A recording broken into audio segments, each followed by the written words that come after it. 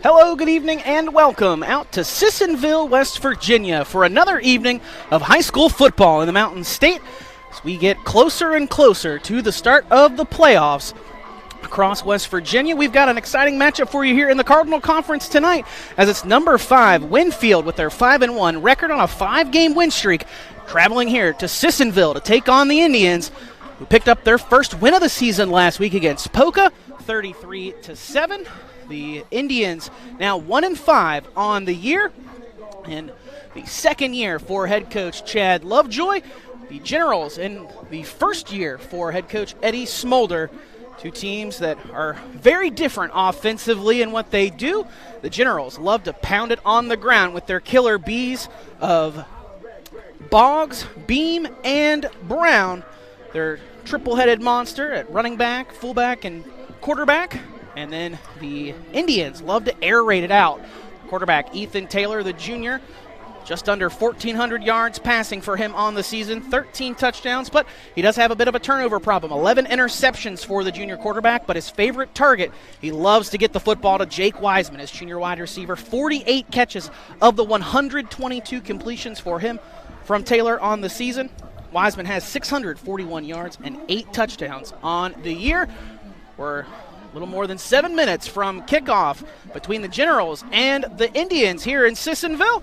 We'll step aside for a short break here on our high school game day Parmar Stores Game of the Week. When we come back, my color man, Will Vance, will join us here on the broadcast from the Frontier Communications broadcast booth. That'll be all up right after this here on our Parmar Stores Game of the Week. What started as the Parmar Oil Company in 1967 has grown into 116 convenience stores in 4 states. Parmar convenience stores offer monthly product specials and grab-and-go items. Located just down the street from where you live, Parmar stores are all about being your above-par convenience store. If you don't have a Parmar store near you now, you will soon. Parmar convenience stores, neighbors serving your community and making life a little bit easier every day.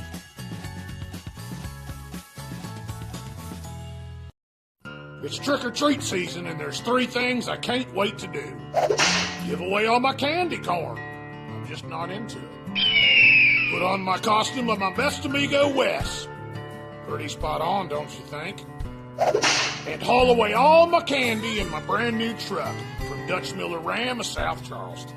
During Ram Power Days, qualified buyers can get 0% financing for up to 6 years on select 2022 Ram Crew Cab and Quad Cab Laramies and Bighorns.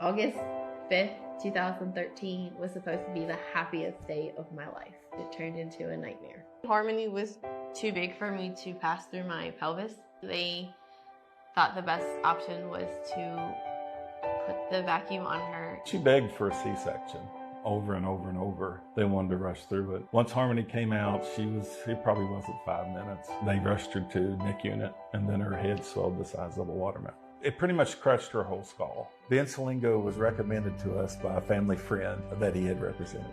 Having Bensalingo on our side changed everything for the better. From day one, he did everything for us. He kept in touch with us pretty much on a daily basis to let us know what was going on and even just to check on us. It gave us closure as a family, a peace, a calming feeling over us that she can rest in peace finally. Make sure you are informed with HD Media. We are leading the state in local, digital, and print media. We are storytellers. We focus on education, health, entertainment, politics, opinions, sports, and the outdoors. Through our websites, print, or social and mobile apps. We work every day to enhance the lives of our customers by informing, entertaining, and empowering our readers in the communities we serve. We are HD Media.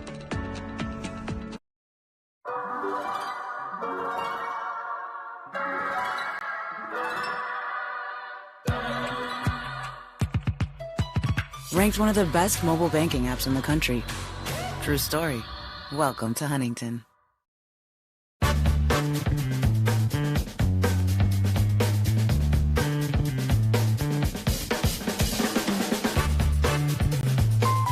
Call State Farm agent Matthew Rousey at 304-925-8000 today.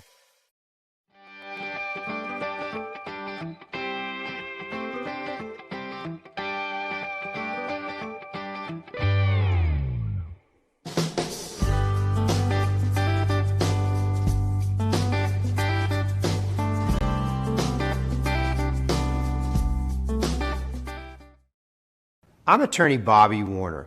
Congress recently created a fund to compensate victims of Camp Lejeune who were exposed to toxic waters between 1953 and 1987. If you or a loved one were diagnosed with cancer or other health issues related to toxic water exposure at Camp Lejeune, call today for a free case evaluation. Bobby Warner, now's the time. Call 345-6789.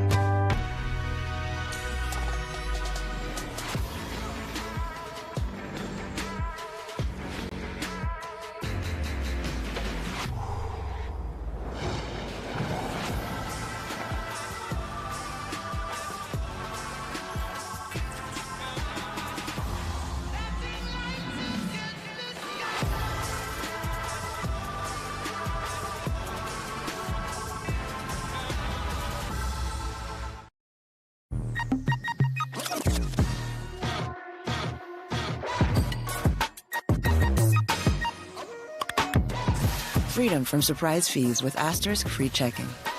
True story. Welcome to Huntington.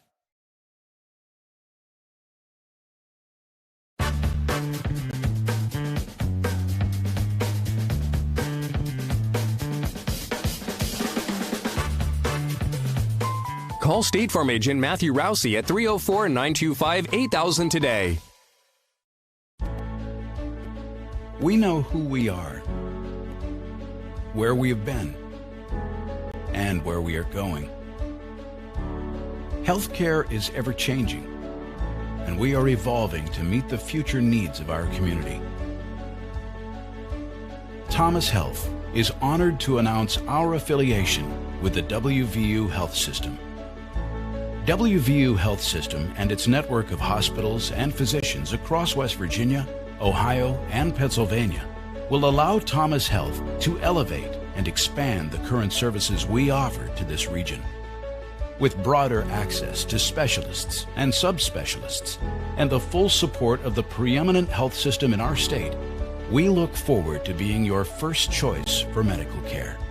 Together, proudly serving our community and the state of West Virginia, today and tomorrow. Ball Toyota is here for you. Gas prices got you down? Toyota has a hybrid for everyone, like the 53 MPG Corolla or Camry, the 58 MPG Prius, the 41 MPG RAV4, the 40 MPG Venza, and the 36 MPG Highlander. Need more room or want to haul a trailer or boat? Get the new 22 MPG Tundra Hybrid. Give your new Toyota the protection it deserves with a genuine Toyota service contract. Visit balltoyota.com. Ball Toyota of Charleston. It's a whole new ball game. Back here at Sissonville High School as we get set. We'd like to offer a nice welcome back to former Sissonville coach Eddie Smolder, who had some very successful seasons here coaching us at Sissonville. Welcome back to the Ville, Coach Smolder. Sissonville Indians head out on the field to kick things off here to begin. Generals will receive the opening kickoff tonight in the white jerseys, black pants, and the green lids. Indians out in their red tops, orange numbers, white pants.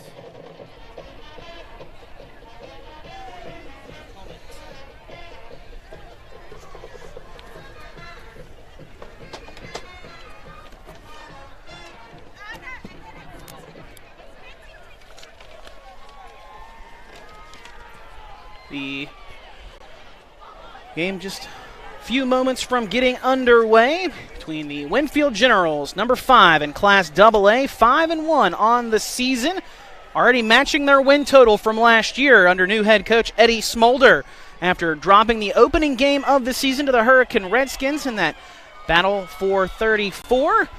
The Generals have rattled off 5 straight wins as they head into this contest with the Sissonville Indians, who picked up win number 1 2 weeks ago the last time out after a bye week last week. Indians win 33-7 over the Polka Dots. Both of these teams last time out on the field were against those Polka Dots, both wins for those schools. Adam Rogers, Will Vance, happy to have you along with us and our Media Center crew here this evening for our Parmar Stores Game of the Week here on High School Game Day. And Will, it's a chilly evening, but beautiful weather in terms of the forecast for tonight. Should be a heck of a night for high school football across West Virginia. Yeah, definitely football weather out here, and a good crowd from Winfield's come up for this one. Boot to ball, and we're underway. Kickoff return on the near side. A nice return up the middle of the field, breaking up across the 45-yard line there is Matthew Daly, the freshman. And this young Sissonville defense heads out onto the field, talking with the head coach for the Indians, Chad Lovejoy, in his second season at the helm of this program. And said at times there could be 6 freshmen on this defense out on the field at any one time. So a very young team, but a team that's getting a lot of meaningful reps this season. And one way it's fortunate that Winfield runs such a consistent offense, but on the other hand, just so difficult to stop for this young unit. It's going to be a tough thing right off the bat here, especially starting with this good field position on their first drive. The Generals begin with the football from their own 46-yard line. Bryson Brown, the senior quarterback, under center. This was a team that was a shotgun team most of last season. A pitch out to the far side of the field. Cutting up is Pearson. So they might give him the first on that one. Now Pearson stepped out right around the yard marker to gain, but it should be enough for the first down. Pearson, the junior tailback, or wingback, with a nice carry there. And they're taking a look over. We had a penalty, had a hold. Did not see the flag out there on the field. So, yeah, that will unfortunately negate that nice run. And it basically puts them right back at the original line of scrimmage based on where the penalty flag was thrown. So still 1st and 10 for the Generals here on this opening drive of the first quarter. Brown looks over to the sideline for the play, now heads under center. Fullback behind him, Caden Bean, the senior captain, 227-pound fullback, and he will take the carry there, and he will be stopped at the line of scrimmage and actually may have gone back a yard depending on where they spot the ball. Good penetration there by that Sissonville defensive front to get into that backfield and come up with the stop for loss. I want to say that was Marquez who's able to get through there, make that first contact. An excellent job, way to set that tempo on these early downs early in the game against a team that you know is going to run over and over again. Call it no gain. Bring up 2nd and 10. Man in motion. They'll hand it to him on a jet sweep coming to the near side. That is Bray Boggs. Boggs has some space in front of him. Down to the 30. Inside to the 20. To the 15. 10. Finally forced out of bounds. Just inside the 10-yard line. Forcing him out there is the safety, Nathan Young. But not before Bray Boggs breaks a big runoff on 2nd and 10 to set the Generals up now 1st and goal from the 8-yard line. He did a great job just following his blocking, finding the edge there, and ripping off 47 yards there here on this first drive. So 1st and goal now for the Generals from the 8. Not quite a minute into this opening quarter. Brown under center. Takes a snap, turns, hands off to Beam. Beam breaks out of a couple arm tackles, still on his feet inside the 5, pushing his way into the end zone, and he's in. Touchdown, Generals. 1 minute, 2 seconds off the scoreboard, and the Generals are in after a big run. Sets up an 8-yard touchdown run for Caden Beam, his 10th touchdown of the season for the Generals on the ground. And when we were on the way in tonight, I ran into somebody I knew from college who works for Winfield in physical therapy, or sports medicine, excuse me. The thing he said about this game was they don't want any surprises. That was exactly as planned for Winfield. They give it to their playmaker. They get the big play around the side, then they get the play up the middle. Exactly how Winfield wrote up their first drive here. Kick is up from Aiden Hernandez, and it's good. The freshman makes it 7-0 Generals on the road here in the opening quarter with just over a minute into it. We'll step aside for a quick break and be back with more high school game day action right after this here in our Parmar Store's Game of the Week. What started as the Parmar Oil Company in 1967 has grown into 116 convenience stores in 4 states. Parmar convenience stores offer monthly product specials and grab-and-go items. Located just down the street from where you live, Parmar stores are all about being your above-par convenience store. If you don't have a Parmar store near you now, you will soon. Parmar Convenience Stores, neighbors serving your community and making life a little bit easier every day.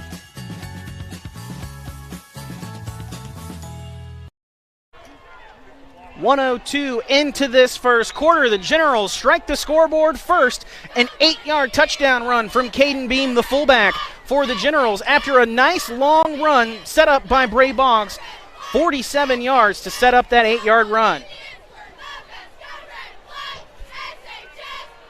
Generals set to tee it up here to kick things off after the score. Aiden Hernandez, the freshman, will set it up on the 40 in the middle of the field on the tee.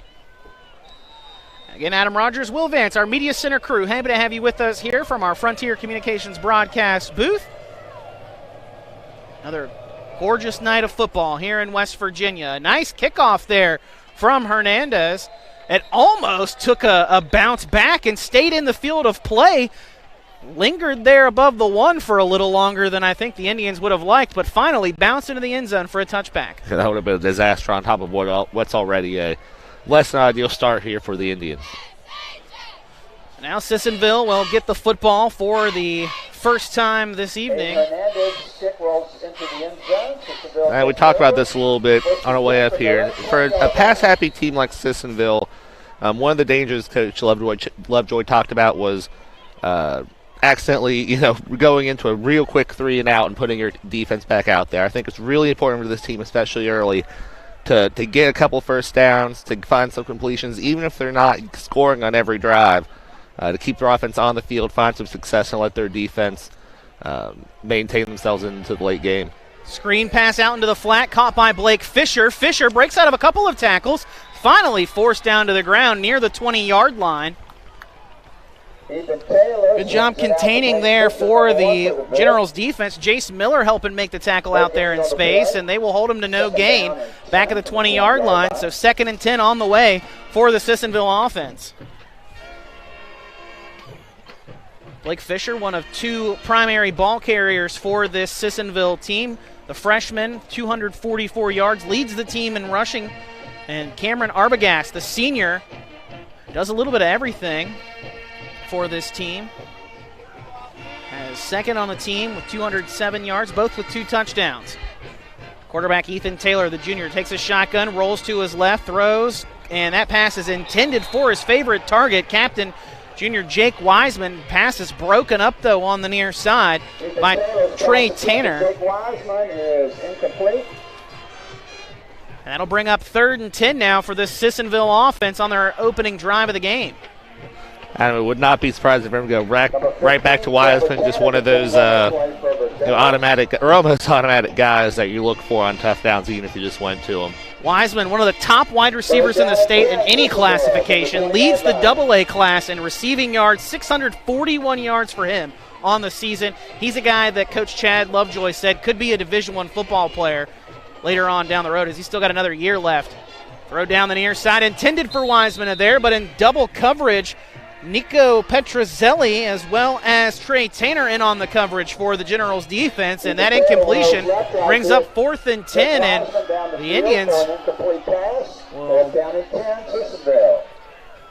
face a 4th down here on the way.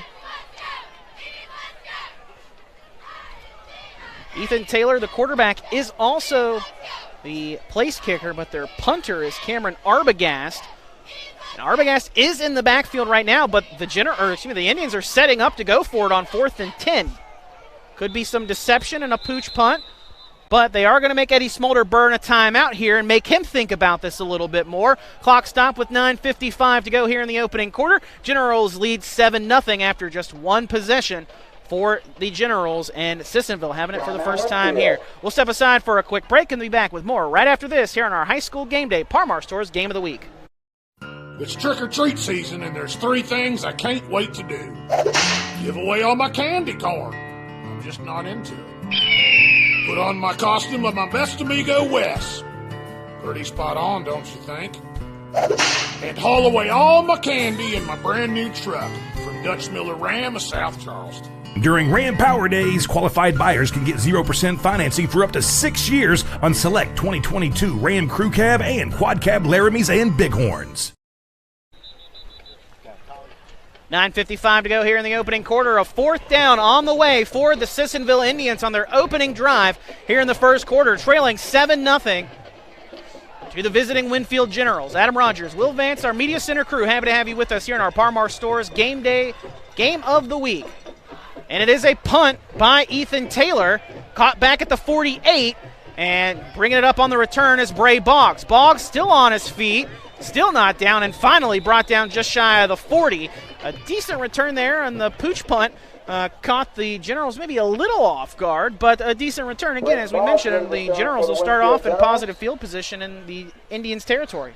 Boggs is back there, kind of ready for it. He kind of sneaked up a little bit at the end, thinking maybe they were going to go for it there, but honestly, not that bad a punt considering the situation there. Unfortunately, it does give Winfield even better field position in their first drive. Already starting right there on the 40, or excuse me, more than 39, I guess. A net 21-yard punt after the return. Brown keeps it himself, held it in there for an awfully long time on his fullback, Caden Beam, riding that read option. And Brown picks up a decent gain there on first down. It's from the 41 down inside the 40 to the 37. A pickup of 4 there on that read option. Again, this is a Generals offense that was a very heavy shotgun team last year. And so far, after talking to Coach Eddie Smolder, he said we're 99.9% under center this year. Yeah, the biggest part of that is that he said the players really embraced it. That's a massive change. He said, they went from, like you said, shotgun to under center. Brown loses the football, and the Indians recover it. Jumping on top of it is the junior defensive tackle, Laz Marquez. Brown was under some heavy pressure, avoided a sack initially, and then as he tried to escape that pocket and climb upfield, lost the football, and then Laz Marquez jumps on top of it for the Indians. And if you're Sissonville, that's the kind of play you have to take advantage of now. You've got to be able to convert these turnovers into points against a team like Winfield.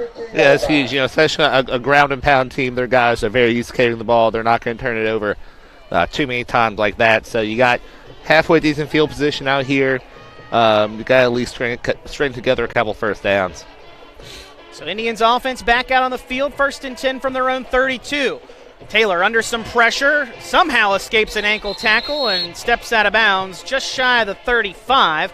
Decent gain there for Taylor after having to escape some pressure on the near side. Providing that pressure out there is Jackson Cunningham, senior captain, defensive end, and center. 2nd down and a long 7 from the 35-yard line.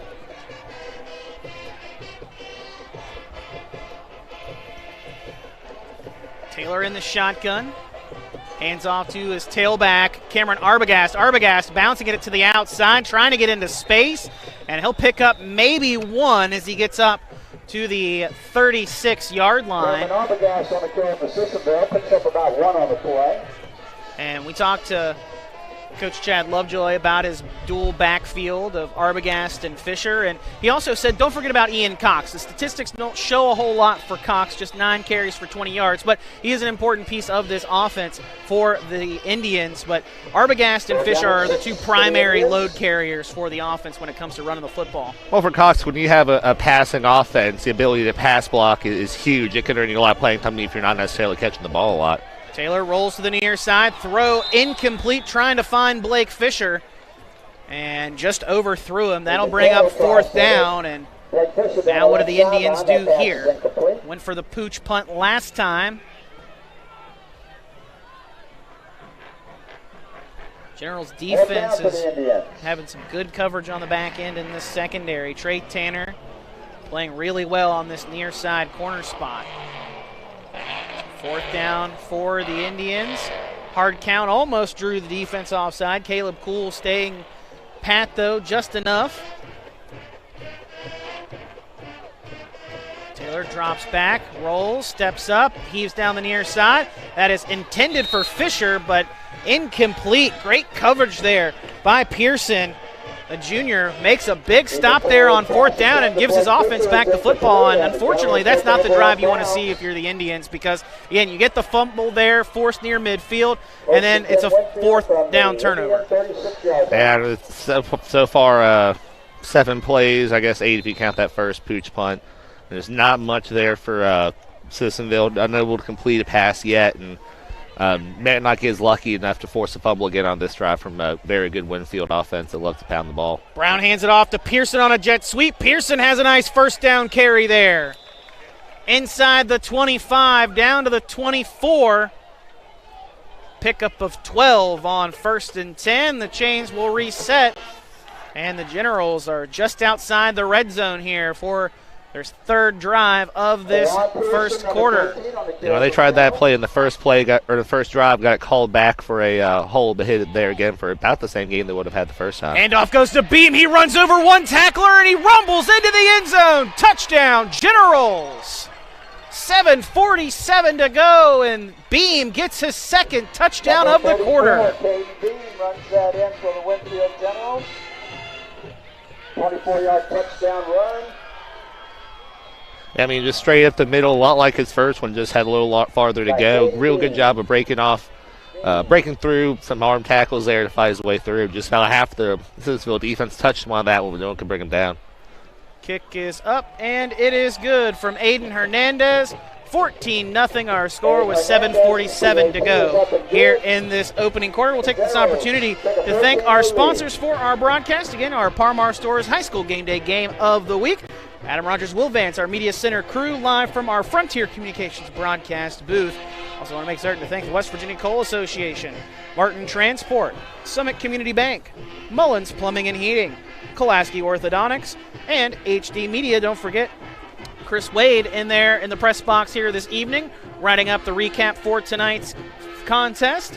And we've also got some photos that'll be on RSN's website as well for you later on tonight. As we've got ourselves a 14-0 score here with 7:47 to go in this first quarter. Generals on top here on the road, looking for win number 6 in a row in this Cardinal Conference matchup.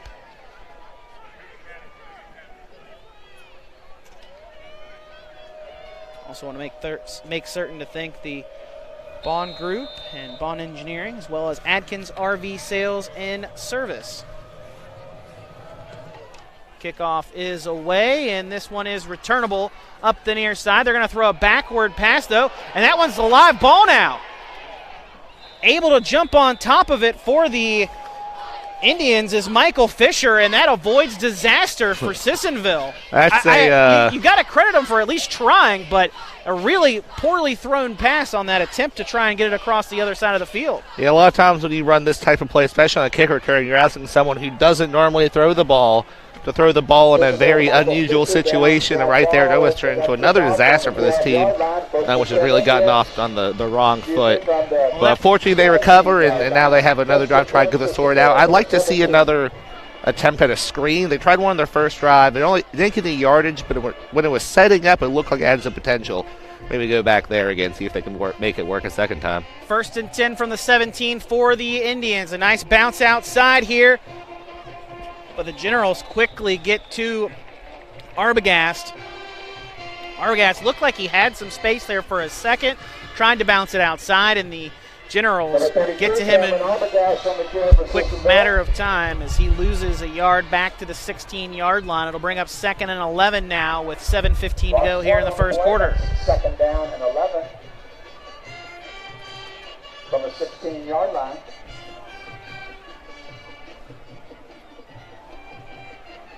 Indians will spread it out here and go 5 wide, 4 to the top of the formation. That is the wide side of the field. Arbogast is the far inside man in that quad set. Taylor takes a snap under some heavy pressure, throws a screen play out. That is caught by Arbogast. A nice spin move, but holding on for dear life and making that tackle for the Generals There is Nico Petrozelli, senior free safety. And that'll limit Arbogast to just a yard gain back to the original line of scrimmage. So 3rd and 10 here now from the 17-yard line. Well, I was calling for a screen, and that was a pretty interesting design with Arbogast lining up almost in a tight end H-back type situation coming across the formation. But again, this the outside defense from Winfield shutting that down. So 3rd and 10 from the 17. Just over 6 to go, now under 6 as the snap comes back to Young. Young fires over to the far side, across the middle of the field. Pass is intended for his man, Evan Taylor, the junior, and that is incomplete. Tight coverage there, Matthew Daly. And that'll bring up 4th and 10 now for the Indians. Pooch punted on their first possession on 4th down. Went for it unsuccessfully last time. What do the Indians do here? Back in safety return is Boggs, and it is a punt from Taylor. It'll take a Generals bounce, though, and be downed at the 35-yard line. So Generals with another short field ahead of them to try to go put more points on the scoreboard here in this first quarter. Taylor's punt is down at the 35-yard line. And it's right now on this drive, Sissonville really needs to focus on trying to plug those holes. You know, it's been really the most dangerous. Boggs had that big run around the right side a couple drives ago, but Beam's been doing that damage right up the middle. It's way easier said than done, though. It's Hayden Hinkle under center. He'll hand off to the tailback. That's Boggs. Boggs breaks out of a couple of tackles, still on his feet inside the 30, down inside the 25, and he's got another first down run there for the Generals. That's 60 yards on just 2 carries so far for Boggs with that basically on the same play. 1st and 10 now from the 23 after a 12-yard run there by Bray Boggs. 1st and 10 at the Indians 23. Ankle under center. Hands off to Beam. Beam runs over a defender, still on his feet inside the 20, and he's near another first down, a couple yards shy of it. But a nice rumble there up the middle by the senior fullback, Caden Beam.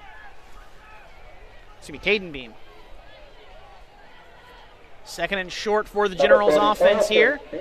And we talked with Eddie Smolder, and he said that they would work in Hayden Hinkle sporadically throughout this game. He's earned the playing time. It's not necessarily there's a quarterback controversy. It's just he's too good of a player to keep on the sidelines the entire game is what he told us, basically. Hinkle takes the snap, hands off to Beam again. Beam powers his way for another first down inside the 10. It'll set up the Generals 1st and goal now with under 5 to go in this opening quarter. Trying to make it a 3-touchdown lead, 1st and goal from the 9. 8-yard pickup there on 2nd and short. Hinkle under center. Sends a man in motion, that's Boggs. Now they'll stop and check over the sideline.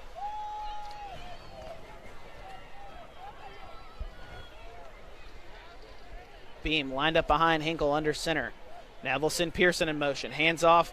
Check that. Hinkle keeps it himself. Breaks out of a couple tackles. And Hinkle into the end zone for the Generals touchdown. Number 8, Hayden Hinkle with the quarterback keeper. And there you see Hinkle doing it with his legs for this Generals offense. Gets it in from 9 yards out. And sometimes when you bring in your second quarterback, sometimes it's good they bring a new wrinkle, something extra. We do know Hinkle's a bit more of a passer, but there he just did the same thing this whole offense does and just ran it himself. Great job finding room to squeeze through. Kick is up, and it is good from Aiden Hernandez. 4:15 to go in the opening quarter. Generals lead now is 21-0 over the Indians. We're back with more of our Parmar Stores High School Game Day Game of the Week right after this.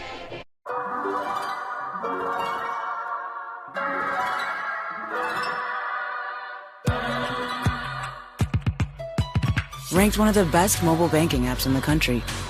True story. Welcome to Huntington.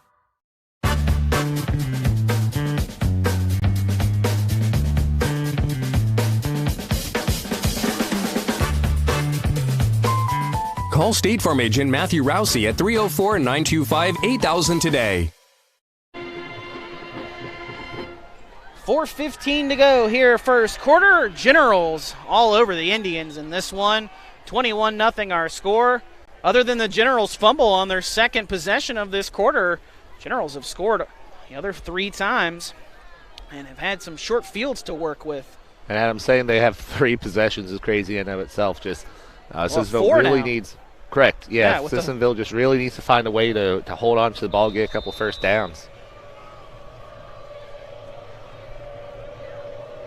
Hernandez tees it up at the 40, puts boot to ball and sends this one back. This one is caught at the 8, and bringing it up is Arbogast. Arbogast with a nice return there, still on his feet at the 30, and it takes a pack of Generals players to bring him down. But Winfield will have much better field position this time than its previous drive, 1st and 10 from their own 30. And Adam, right here, I want to see their 2 highest percentage pass plays. Even if they're not, first down, there's just, the patterns you feel the most comfortable with to try to get some confidence right now. Because looking at the stat line so far right now, Taylor's 2 of 7 for 1 yard, a 1 yard completion and a 0 yard completion. They just got to find something to get them feeling good and get them moving. Taylor just starting for the first time this year in terms of first-year starter. Was platooning last year as a sophomore. Sidearms a throw, and that one's intercepted. Pearson picks it off on the near sideline, just rips it away from Blake Fisher, and the Generals will send the offense out to head the other way. Ethan Taylor forcing that one there, and that'll be interception number 12 of the season for the junior. Maybe that was a highest percentage play they had, but Pearson has made a great play on that ball. Read the pattern pretty well, snatched it out of his hands, really had to fight for it, and giving his team another great great start on their 5th drive of the quarter.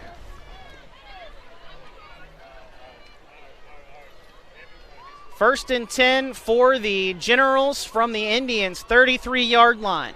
Brown back in at quarterback under center. Hands to Boggs. Boggs cuts back inside. He's inside the 20 to the 15. Cuts back to the near side to the 10. 5. Touchdown, Generals. Bray Boggs from 33 yards out puts the Generals on top 27-0. The 33-yard touchdown run for the Generals.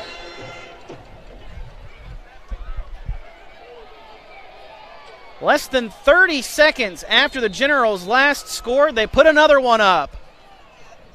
Boggs is averaging an unreal 31 yards a carry so far here in the first quarter. Just another great job of great vision, picking his way through the defense and finding pay dirt once again. Well, first time tonight for him. So far the 4th player for Sissonville to score. 3rd player.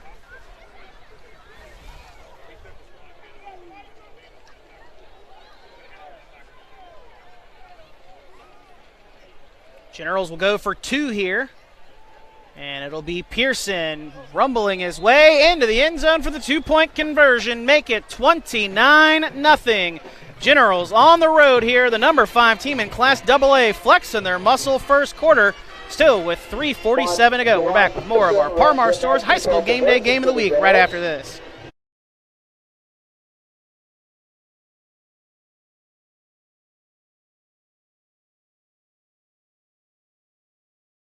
Instant cash offer. You can get an offer to purchase your vehicle even if you don't buy one from us. If you want to trade, we'll give you up to 130% of book value for your car, and you can choose from the best selection in the area. With deals like this, why wait to upgrade to the car of your dreams? Just go to TopDutyFord.com and see for yourself. 3:47 left here, opening quarter. It's all Generals in this one so far, 29-0. Winfield with the lead here on the road over the Indians. Indians really just love to get a first down at this point. Shows some offensive life. It's had some flashes of potential, just haven't been able to time the connection right from Taylor and his targets, but they've had some openings, just haven't been able to cash in. And they've been trying to get creative. There was that screenplay that was fairly unconventional. They had the play on a couple kickoffs ago where they try to do the lateral in the backfield of the kick, but just nothing's really paying off for him right now. And like I said, just try to find your most basic plays you trust that your player can execute and just get a couple first downs here. At the beginning of the game, I was saying that not every drive needed to be a score. At this point, it's starting to look like they really need to get on the scoreboard here. But you just got to start with the basics when you're playing in a situation like this. Double barrel backfield now for the Indians. Taylor fakes the handoff to one, hands off to Fisher to the far side of the field. Fisher still on his feet. A nice run there by Blake Fisher, the freshman. Gets up near the 30-yard line. He might have enough right there for a first down, depending on where they spot him. But a good run there by the freshman. Again, the team's leading rusher on the season coming into tonight's contest. And that is enough for a first down. Give him 10. And there's that first down we're talking about. Can be a big difference maker for a team when they finally have something they're doing work. Now the Indians string together a couple of these. Keep that offense out there on the field. Same formation and same play. Handoff goes up the middle to Fisher. Fisher still on his feet, finding his way up near the 35. Another decent run there on first down for the freshman tailback. Oh, check. Yeah, okay, that was Blake Fisher. For a second, I thought it might have been Michael Fisher carrying the football. And 15 yards on the past two plays out of the 17 they've gotten so far. So a team with a passing identity, but if this running game is going to get them something going, just keep going back to it. 2nd and 6 now for the Indians. A little more than 2.5 to go in this opening quarter. Indians down by 4 scores. Man comes in motion to the near side. Taylor takes the snap, play action, going to throw out to the near side. That's caught by Michael Fisher. He turns upfield, takes a big hit at the 40, holds on to the football, but he definitely took a big hit. I think he's actually bleeding. Thought I saw a Band-Aid pop off. No? Michael takes it to the 40-yard line. That gives the Indians a 1st and 10 from the 41-yard line. Yeah, he's fine. Good to see that, but he did take a pretty good lick there at the 41-yard line. Picked up 7, though, and it is a first down. Especially from an awkward angle there, but you said first down's the thing that mattered on that play. So there we go. See the Indians stringing together a couple of first downs now for the first time this evening. Their first 2 first downs of the game. Coming here on this 5th offensive drive of the game. And we're still 1:45 to go in the first quarter. Handoff goes to Arbogast. A nice stutter step there in the backfield, but as he turns to try to go back upfield, spinning out of a tackle, gets run into right at the line of scrimmage, and he is stopped by Nico Petrozelli. Been calling his name quite a bit this evening so far. Coach Lovejoy described Arbogast as their more, called him a satellite back. Right, and he's been looking for that corner on all of his carries, but he just has not been able to turn the corner so far and find that little bit of wiggle room he needs to turn a play like that into a big one. He does pick up a yard. They'll give him up to the 42, so 2nd and 9 on the way for the Indians. A little more than a minute to go here in this opening quarter. Indians finally moving the football. Back-to-back first downs on this drive. Throwing it out deep down the far side of the field and nobody home. Closest player was standing at about the 45-yard line, and that was Malachi Thompson, who has missed a lot of time this season with an injury for the Indians. Finally back here the last couple of games now. Freshman, big tall target out there on the far side of the field for him as well. 6'2", 174 pounds, a nice opposite wide receiver for Jake Wiseman, his 6'2", 195-pound frame. Hey, Wiseman definitely the go-to guy, but Coach Lovejoy was very big on talking about what Malachi Thompson can bring to this offense. Was really glad he was back, and if nothing else, takes pressure off of Wiseman because he's a great player in his own right as well. 3rd and 9. Taylor under some heavy pressure somehow gets rid of it, but it's incomplete and looking for Arbogast. And Arbogast actually had created some space away from his defender on the near side, but under that heavy pressure, Taylor just put a little too much on it and couldn't get his feet set to make that perfect throw. How about The way things go, I'd go for it right now. I mean, you've gone for it from farther back in the territory. This drive finally got something going here. Might as well see if you can keep it going. 4th and 9 on the way for the Indians. Taking a long look over to the sideline to decide what they want to do here. Clock is stopped after the incompletion with 47.1 seconds to go here in the opening quarter. Taylor drops back, rolls to his left. The southpaw throws near side, and not quite sure who he was throwing to. His intended target there was Blake Fisher, I guess. He was the closest man to it, but Fisher was continuing to run downfield toward the end zone, and it looked like Taylor wanted him to run a comeback route. And that's a turnover on downs for the Indians, and it'll give the Generals the football back in good field position with another chance to score here in the first quarter. 6th possession of this opening quarter for the Generals. Unbelievable that we've had that many, 11 combined possessions here in the first quarter. I mean, that honestly, that averages out to about a minute of possession. I don't think I've ever seen that at any level. Brown back in, hands off to Beam. Beam breaks out of a couple of tackles and fights his way forward down inside to the 35-yard line. Pickup of 7 will bring up 2nd down and 3. On the carry for the Generals, picks up about 7 on the play. Brown checking the wristband after looking over the sideline for the play call. They don't technically have to snap it here before the end of the quarter, but I believe they're going to go ahead and do it anyway. Brown drops back to pass, looking down the far sideline, and that pass is incomplete, looking for Aiden Hernandez.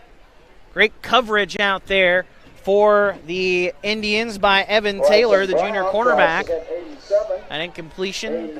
Bring up 3rd down and 3 for the Generals. Clock stopped now with 4.4 seconds to go in this first quarter still. Brown under center, sends Boggs in motion. Now he'll stop. Generals will check the play at the line and reset. 15 seconds on the play clock. Again, 4.4 stopped on the game clock after the incompletion. Brown sends Pearson in motion. Turns hands off to the fullback. Beam trucks a defender. Trucks another one. Still on his feet inside the 25. Another nice run there by Caden Beam to go from the 35 all the way down near the 20 and set up the Generals with another 1st down. And we'll get ready to draw up that play as we have our end of the first quarter finally come here. About 40 minutes, after kickoff of this one. Indians trail 29-0 here as we head to quarter number 2. We'll step aside for a quick break and be back with more of our high school game day, Parmar Store's Game of the Week. Make sure you are informed. With HD Media, we are leading the state in local, digital, and print media. We are storytellers. We focus on education, health, entertainment, politics, opinions, sports, and the outdoors. Through our websites, print, or social and mobile apps. We work every day to enhance the lives of our customers by informing, entertaining, and empowering our readers in the communities we serve. We are HD Media.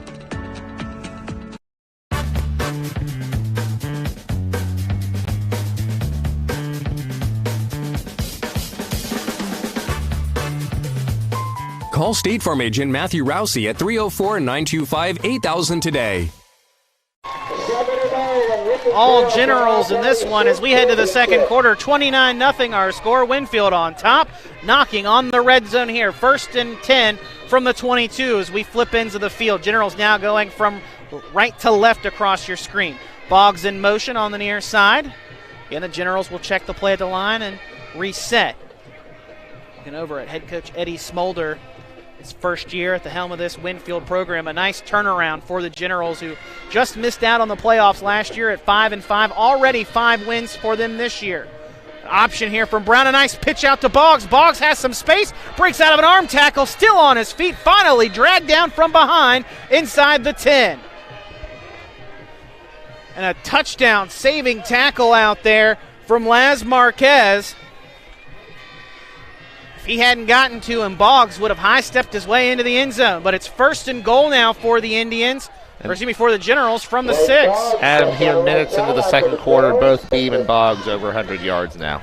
They averaged 100 yards on the season per game coming into tonight. Hand off to Beam. Beam powers his way in for another touchdown. His third of the half already. Just 33 seconds into quarter number 2. 116 yards, 3 touchdowns on just 8 carries. And, if that was a game's worth of stats, that would be an impressive day for the young man. But they're just getting started. And unfortunately, it looks like Sissonville just isn't able to come up with an answer so far in this one, and a way to stop them. 6-yard touchdown run makes it 35-0. And the kick attempt blown dead. An offside against the Indians. I couldn't tell if it went in or not. Yeah, once they blew it dead, I stopped looking. Yeah, generally they're going to discuss it, and I believe they might be able to enforce this on the kickoff. Could be wrong. They may have them go half the distance and kick it again. Just going to or just decline and kick it again. Okay, yeah, they're going to decline it, and they're going to re-kick. I guess he missed on it, because usually you just decline that and say, let's get on with kickoff. But must have missed that one. Go ahead and take that free shot. So Hernandez sets up for it again. Kick is up, and it is good this time. 36-0 our score. 11:27 to go here in quarter number 2. Keep you right here as the Indians finally got some offensive going there in that last drive. Just ran out a little bit there on the last couple of plays. Again, have shown some good offense and little drops. Well, strangely, it's the running game that's been the only thing that really gave them any type of push. Fisher had those 2 carries for 15 yards, but so far Taylor has 8 yards through the air. And when passing's their identity, it's just really hard to get going when your quarterback can't find his guys. So far Wiseman's only been targeted twice, no catches. This defensive front from Winfield just making him run for his life out there. Taylor's being hounded on every drive or every drop back. So, I think maybe a dose of the running game might be something that could pay some dividends here. But, they just got to find those couple plays that they really believe in and can execute. Aiden Hernandez tees it up to kick it off once again here in this first half. You heard just a moment ago there, saw the Winfield marching band firing up that far side of the field. A great crowd on hand for tonight's game from both sides as the kickoff goes for a touchback. Last time the Indians played here at home, it was a homecoming win over Poca, first win of the season for the Indians, 33-7. And we talked to Coach Chad Lovejoy about finally getting that first win and how great it was to be able to savor it for a little bit because they had the bye week, but then also knowing at the same time they couldn't just rest on their laurels of that win. They had to come back and get ready to prepare for this tough Winfield team. Hey, so having that bye week did give them a little time to be able to celebrate something that should be celebrated, but right back to it, knowing they had what he said was probably the toughest team in their roster, and so far that's proven true. Handoff comes to the near side to Arbogast, and Arbogast bottled up quickly there as he will get a yard up to the 21-yard line. The Indians go from left to right here in this second quarter. And Adam Rogers, Will Vance, our media center crew, happy to have you with us here this evening. Ethan Young, our producer-director, our cameraman Dan Shreve, doing a fantastic job for us as always here in our Frontier Communications broadcast booth. 2nd and 9 on the way for the Indians, a double-barrel shotgun with Taylor handing it off to Blake Fisher, and Fisher met in the backfield. Grabbing him from behind there is Tommy Fluharty, but I believe we're either going to get a face mask or a horse collar here. Fearless are a face mask there. Tough way to end was really a great pressure there, coming right up the middle there. But unfortunately, he's going to cough up about 15 yards when he almost dropped him for about 4 or 5. Yeah, it was a loss of, I think, 3 where they had marked it off. And instead, it's now a 12-yard penalty basically from where the flag was thrown 3 yards in the backfield. So now 1st and 10 for the Indians from the 32-yard line. So now what can the Indians do with that free yardage here?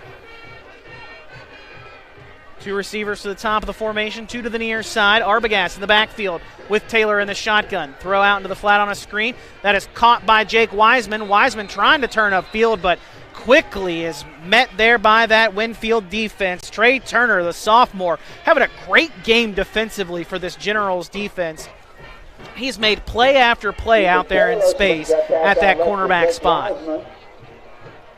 Had a couple of pass breakups. You definitely want to get Wiseman involved. They're your go-to guy, one of the top receivers in the state. And right there, they did their best, too. They finally got into his hands, but just unable to get away from that, like you said, great defensive effort out there on the outside. And I just got to figure out another way to try to scheme him open and try to get him involved.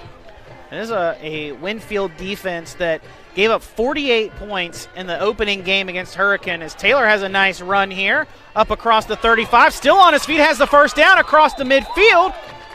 Good run there by Ethan Taylor. Still officially mark him out at the 48. That's another first down for the Indians. Second one of the drive, fourth of the half finally. And 19 yards there. Great job of letting the pressure kind of wash past him and see he had a lot of space there, and then do a little work on his own to turn it into from maybe a 10-yard drive or 10-yard play to nearly a 20. So I was talking about the Winfield defense had given up 48 points in that opener against Hurricane, and then as we mentioned has been on a 5-game win streak. Over this 5-game win streak, have not given up more than 14 points in a game, and have given up 49 total points over the last 5 weeks. As a deep throw down the near sideline to Malachi Thompson. Thompson beats his man and makes his way in the end zone as he breaks out of a tackle inside the 5. Touchdown Indians. Malachi Thompson with the 52-yard touchdown catch from Ethan Taylor. And we talked about how Coach Chad Lovejoy was excited to have Thompson back in the lineup to provide some other target for Taylor to throw to, and he comes up big there with a 52-yard touchdown catch to put the Indians on the scoreboard for the first time tonight. Yeah, nothing fancy there, just a fly pattern that he got a step on his man, didn't let go of it, and that offensive line gave Taylor the time to find him. Great play there, great way to shoot some life into this offense. Ooh. Kick is blocked, and it'll stay 36-30 our score with 9:07 to go here in the second quarter. We'll be back with more of our Parmar Stores High School Game Day Game of the Week right after this. I'm attorney Bobby Warner. Congress recently created a fund to compensate victims of Camp Lejeune who were exposed to toxic waters between 1953 and 1987. If you or a loved one were diagnosed with cancer or other health issues related to toxic water exposure at Camp Lejeune, call today for a free case evaluation. Bobby Warner, now's the time. Call 345-6789.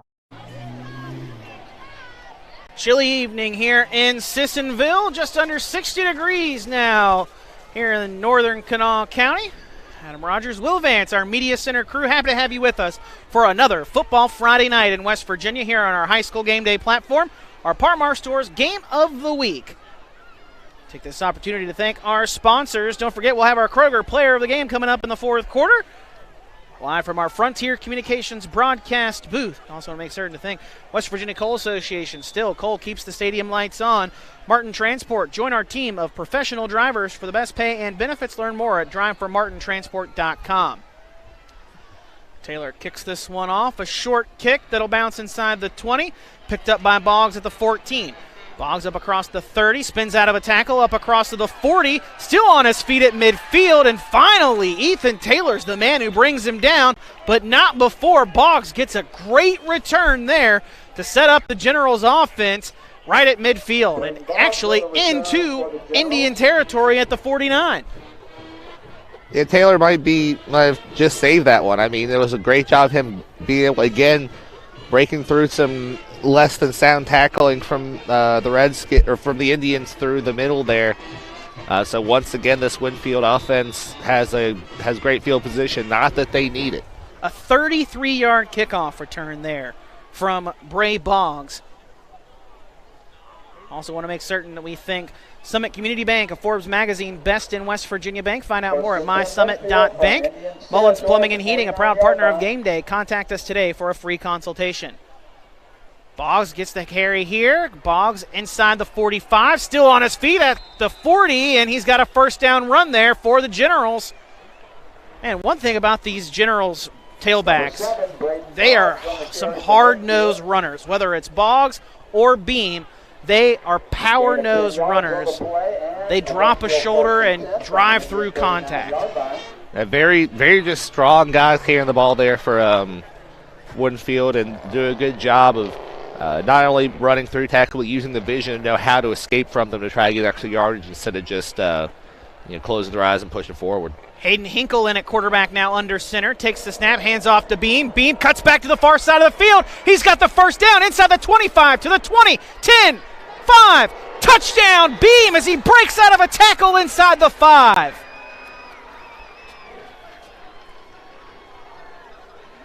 With 8:12 to go here in the second quarter, Caden Beam has his 4th rushing touchdown of the night. And he's carried the ball 9 times. 4 of the 9 times this young man's touched the ball. He scored 155 yards so far. I mean, it's just incredible the rushing performance this team's putting on. It's a team built to run the ball, and so when you look at their stat lines at the end of any given game, it's very run heavy, but boy, are they just, full team effort here. Offensive line's doing exactly what they're supposed to do. These running backs are finding the spots, and even creating, like you said, great cutback there by Beam to turn that in from about maybe an 8-yard run into the 39-yard touchdown it became. 43-6 our score with 8:12 to go here in this second quarter. We'll step aside for a quick break and be back with more right after this.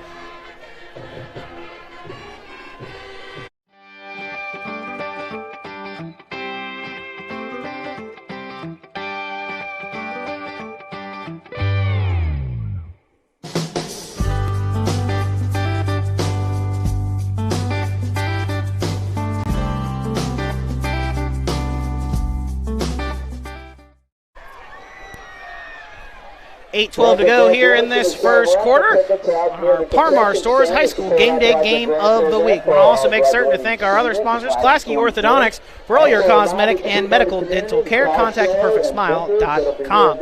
Also make certain to thank the Bond Group and Bond Engineering, our proud sponsors of Sissonville Athletics and the Streamcast, for all your process and mechanical engineering needs. Contact bondengineering.com. And Adkins RV Sales and Service. Adkins RV is excited to bring you this Sissonville stream. Take the short drive up I-77 to Ripley or find us at AdkinsFamilyRV.com. Kickoff is fielded inside the 25 and up across the 35. A decent return there for the Indians. Talon Harrison, the sophomore, will set up Sissonville 1st and 10 from their own 37. And while neither team has really broken a kick return, they've done a pretty good job getting extra yards for the team. Both returning from both teams, although Sissonville certainly has been returning more kicks so far. The Indians did have that one almost debacle on a kickoff where Harrison trying to throw it across the field on a backward pass to try and catch the Generals off guard, and it almost ended in a disaster. But the Generals did allow the Indians to pick up 2 first downs on that drive, but allowed nothing more. Taylor under some heavy pressure, rolling out to his left, and he'll step out of bounds, and he'll lose a lot of yards on that, trying to avoid taking a hit. It's a loss of about 5 there. Actually, we're going to call it 4. It is good jobs he could to try to get back to the line there, but once again, he's facing a lot of pressure, really up the middle. A lot of times when you see pressures really come off the sides, but they're really blitzing up the middle there effectively. Again, Taylor, in just his first year as the full-time starter, was platooned a lot last year as a sophomore. And we talked with Coach Chad Lovejoy about his development and said he's gotten a lot better. He's still making some simple errors, but he's getting better week after week. Throws over to the near side, airing it out, trying to find Arbogast down the near side of the field, and that one goes incomplete. Jace Miller in on coverage there from his outside linebacker spot for the Generals. That'll bring up 3rd and long now for Sissonville. Clock stopped with 7:50 to go here in this second quarter. Excuse me.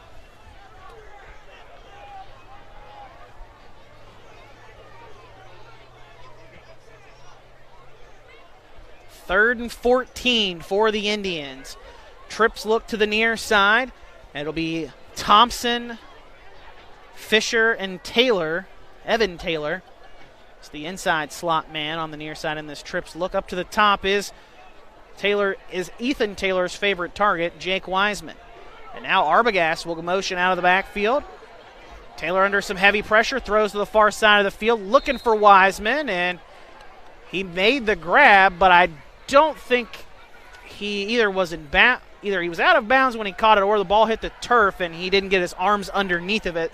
That throw on the far side of the field, a little too tough to tell there, but they do rule it incomplete, and that'll bring up 4th and 14 with 7:42 to go here in the first half. Yeah, Wiseman well covered there, and now even after Thompson's able to break that long touchdown pass, still trying to double team that top guy in the state.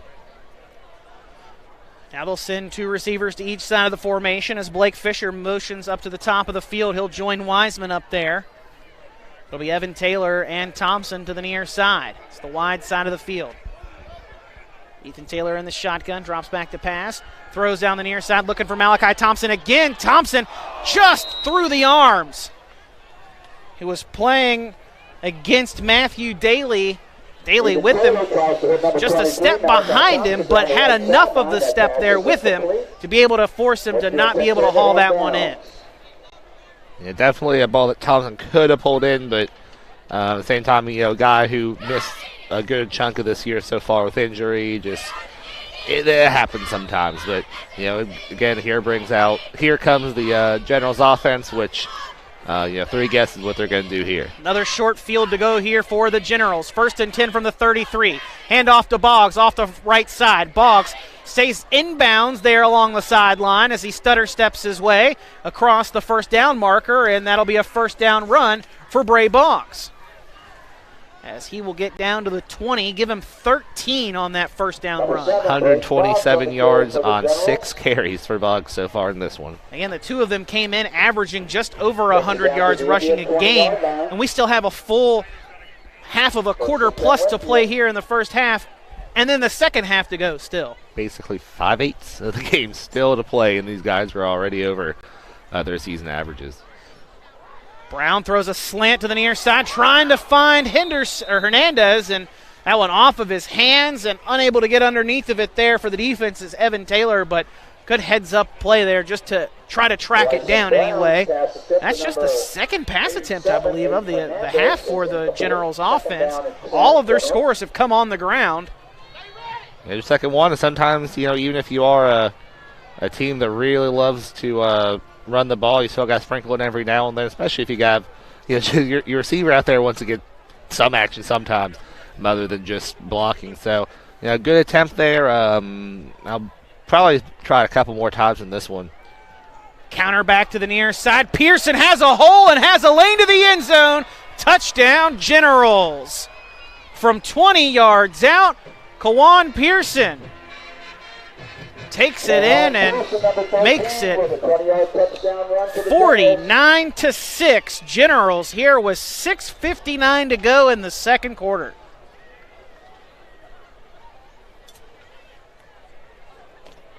The 4th different General to score here in the first half. Now Hernandez gets set to try the extra point, make it 50-6. Kick is up, and it's good. 56 our score here in the first half with 6:59 to go till halftime. We're back with more right after this here in our Parmar Stores High School Game Day Game of the Week. Ball Toyota is here for you. Gas prices got you down? Toyota has a hybrid for everyone, like the 53 MPG Corolla or Camry, the 58 MPG Prius, the 41 MPG RAV4, the 40 MPG Venza, and the 36 MPG Highlander. Need more room or want to haul a trailer or boat? Get the new 22 MPG Tundra Hybrid. Give your new Toyota the protection it deserves with a genuine Toyota service contract. Visit balltoyota.com. Ball Toyota of Charleston. It's a whole new ball game. Just under 7 left here in this first half, and it is all Generals on the road. The number 5 team in Class AA showing why they are in line to host their first playoff game in Winfield since 1988. The Generals have not hosted a playoff game there in Putnam County in over 30 years. It's been a long time for the Generals to have a home playoff game. Right now, the number 5 seed again would have them hosting at least one playoff matchup there at home. And this is a Generals team that we talked with head coach Eddie Smolder, and you said, I asked him, are you a little worried about your team maybe potentially overlooking this Indians team with their 1-5 record, especially ahead of next week's matchup there at home when the Generals play host to the Scott Skyhawks, who are right now the number 1 team in Class AA, or were the number 1 team in Class AA. I think they've dropped down to number 2 since, but an undefeated Scott Skyhawk team still nonetheless. So a big Cardinal Conference game next week for the Skyhawks and the Generals, but they're handling business here this evening. He said, we're not worried about it. We respect each and every opponent. We don't take any opponent lightly, no matter what their record is. And they've definitely shown they came to handle business this evening so far here in this first half. Well, and Scott will have plenty of game film to look at after this one, but it's one of those things where it's not like Winfield's really hiding what they're doing. It's not like they're running some complicated schemes. There's about 3 or 4 things to do extraordinarily well, and they're daring you to stop them. And so far, nobody has. Taylor there except for Hurricane, but that's kind of a different story. Yeah, that's a AAA school with about, I think, 2-3 times the enrollment of Winfield. So, and a Redskins team that is totally different than last year's Hurricane team that lost in the first round of the playoffs, with head coach Donnie Mays now there at the program. A couple of transfers into his program have made his team a definite state championship contender in Class AAA. But this Winfield General team, no slouch in Class AA, as we mentioned. After that loss, gave up 48 points in that game to the Redskins in week number 1, have given up after this first score here in the half from Sissonville, have now given up 55 points in the game since. Taylor under some heavy pressure again. The Winfield defense that comes this close to getting him for another sack, able to let go of it on the pass trying to find Arbogast, and that'll bring up 3rd down now after the incompletion. We'll say for Taylor, he's done a good job of evading the pressure. I mean, it seems like he probably should have been sacked 3 or 4 times like now, but so far he's been run out of bounds for a loss, so I guess that's technically a sack, but he hasn't taken a big hit. Yeah. But you'd really like to see him let go of it, especially once he's outside of the blocking area. Live to play another down, avoid taking a big hit. And that's something Coach Chad Lovejoy talked about, that he's still trying to work through that. Again, just his first year as a full-time starter at quarterback for this Sissonville offense. Yeah, a 4 or 5 yard loss isn't worse than interception, which is what Lovejoy said he was really working on cutting down. But here's a good screen play. Nice screen. Arbogast has a first down and then some, fighting his way up to midfield. On 3rd and 14, the Indians pick up 19 to get to midfield and move the sticks and keep this drive alive. First completion in 5 attempts there for Sissonville, but I said earlier, their screen game, they were able to set them up pretty well, but there's always been a little hitch with it. But everything came together, and their more wily back there was able to find some room up to nearly midfield. Some miscommunication going on out on the field right now with the Sissonville offense. 2 players running off late there. Blake Fisher and Arbogast running off. Ian Cox on the field now at tailback. And clock really running down, and that's probably a timeout there. Indians going to take a timeout here with 5:49 to go in this first half. Trailing 50-6. Want to talk things over for getting that delay of game. We'll be back with more of our Parmar Stores High School Game Day Game of the Week right after this.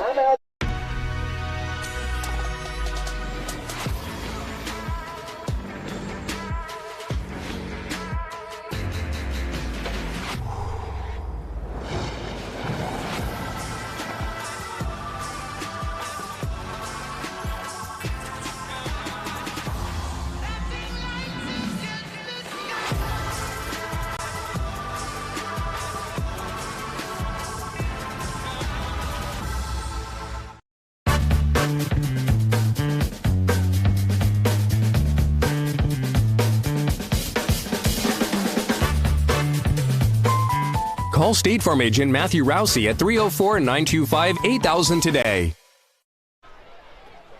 Back here on the campus of Sissonville High School, taking a look there at the Indians breaking their huddle after head coach Chad Lovejoy took his first time out here of the half. 2 timeouts apiece left here for both sides.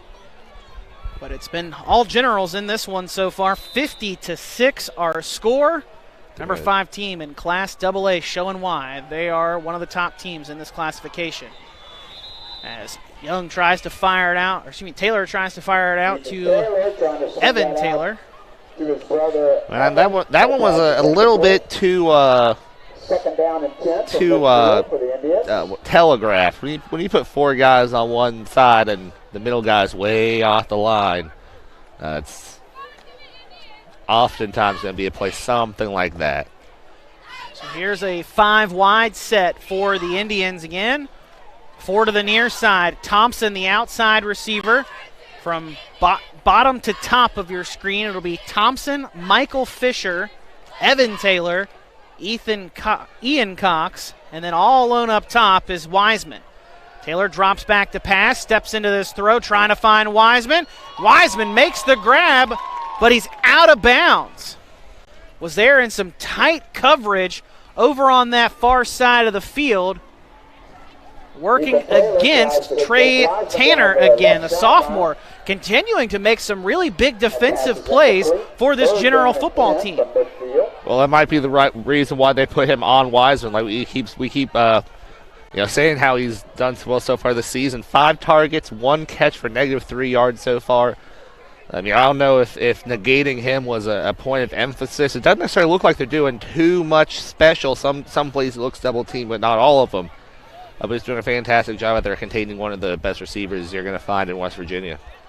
Cox goes in motion. Taylor drops back to throw. Throwing deep down the near side of the field, looking for Thompson, and that will hit off of the feet of Matthew Daly, who was covering Thompson. Couple of defenders there for the Generals defense. And that pass falls incomplete. It'll bring up 4th and 10. Clock stop with 5:32 to go in this first half. 4th down and 10 for Sissonville. And at this point, I don't think they've done a conventional punt yet, so might as well go for it. Had a little bit of success on this drive already right at the midfield line. With plenty of time here, they don't need to necessarily take a heave downfield like they just did. 15 seconds on the play clock for the Indians. Trips to the near side. It's Thompson, Taylor, and Arbogast. Arbogast will go in motion now to the top of the formation to join Wiseman. Taylor under some heavy pressure, throws out to the near side, and that is incomplete. Trying to hook up with Blake Fisher, the freshman, and Cade Beam there in on the coverage for the Generals defense, and that'll be another turnover on downs here in this first half for the Sissonville offense. And again, the Generals will take back possession of the football with a great field position once again. 1st and 10 from midfield at the 50-yard line. Give a little credit to Michael Taylor there for having the presence of mind of knowing that he's a lineman. He can't catch the ball. He was basically, it almost looked like he was a receiver there, but he pulled away from it, made sure not to catch it. The incompletions, not worse than another penalty to set this offense even farther back, although, of course, there was a turnover on downs. Brown under center, turns, hands to Beam. Beam powers his way forward inside the 45. And they'll get him down to the 43. A pickup of 7, bring up 2nd down and 3 on the way for this Generals offense. And other than that fumble by Bryson Brown on this second possession of the game for the Generals, it's been pretty much flawless football for Winfield. Just a right hat on the football at the right time for Sissonville caused that fumble. But other than that, the Generals offense has played pretty much perfect. See a pass attempt there, trying to find their man over on the far side of the field. So I guess you could call that an imperfection, incompletion there on the very quick pass there, looking for the quick completion. But you target that play when you're already 2nd and 3. Now it's 3rd and 3, well within makeable distance for this offense. And looking to find the tight end Jace Miller there. Incompletion brings up 3rd and 3, as Will just mentioned. Might imagine that it'll see Caden Beam get the football here. The fullback lines up right behind Brown. It'll be Brown keeping it himself on a quarterback run, and Brown, I think, is going to come up about a half yard shy of the first down, depending on where they spot the ball. If they do say he's short, it'll be 4th and a half yard. And neither judge on the sides looking like to give it to him. No, it'll be a full yard here to gain. They're going to spot him at the 41. He needed to get across the 40 for the first down. And if you're Winfield, you're already working with house money. You got the ball at midfield after forcing the 4 and out. Why not go for it yourself here? Especially when you got guys like that in the backfield. Handoff goes to Beam. Beam powers his way for another first down. Needed one. Needed one. Picked up 7. Wow. Caden Beam dropping his shoulder. Adam, outside of his very first carry, which was he was stopped at the line, no less than 7 yards on any carry for Beam. 11 carries, 169 yards. I formation here. Play action pass. Brown under some pressure. Complete across the middle, though, at the 21-yard line. Pearson makes the grab. And they'll spot him at the 20. A 14-yard pickup. Now, honestly, Adam, I think they're just trying to do something different, just to do something different on that. Finally get a completion there. 4th pass attempt to find their guy Pearson, who's already rushed for a touchdown, because that's what you do when you're a general ball carrier, it seems, at least tonight. 1st and 10 from the 20. Generals back in the red zone again. Boggs on a jet sweep out to the far side of the field. Has a first down, makes his way out of one tackle, and he's down inside the 5. Give him down to the 4, and that's a 16-yard run for Bray Boggs, senior captain. 7 Actually, carries. check that. Give him down to the 3. 17-yard pickup. 7 carries, 143 yards so far. That's well over a 20-yard average. That's 300 yards combined between he and Caden Beam so far in just the first half. This is a prolific display of running.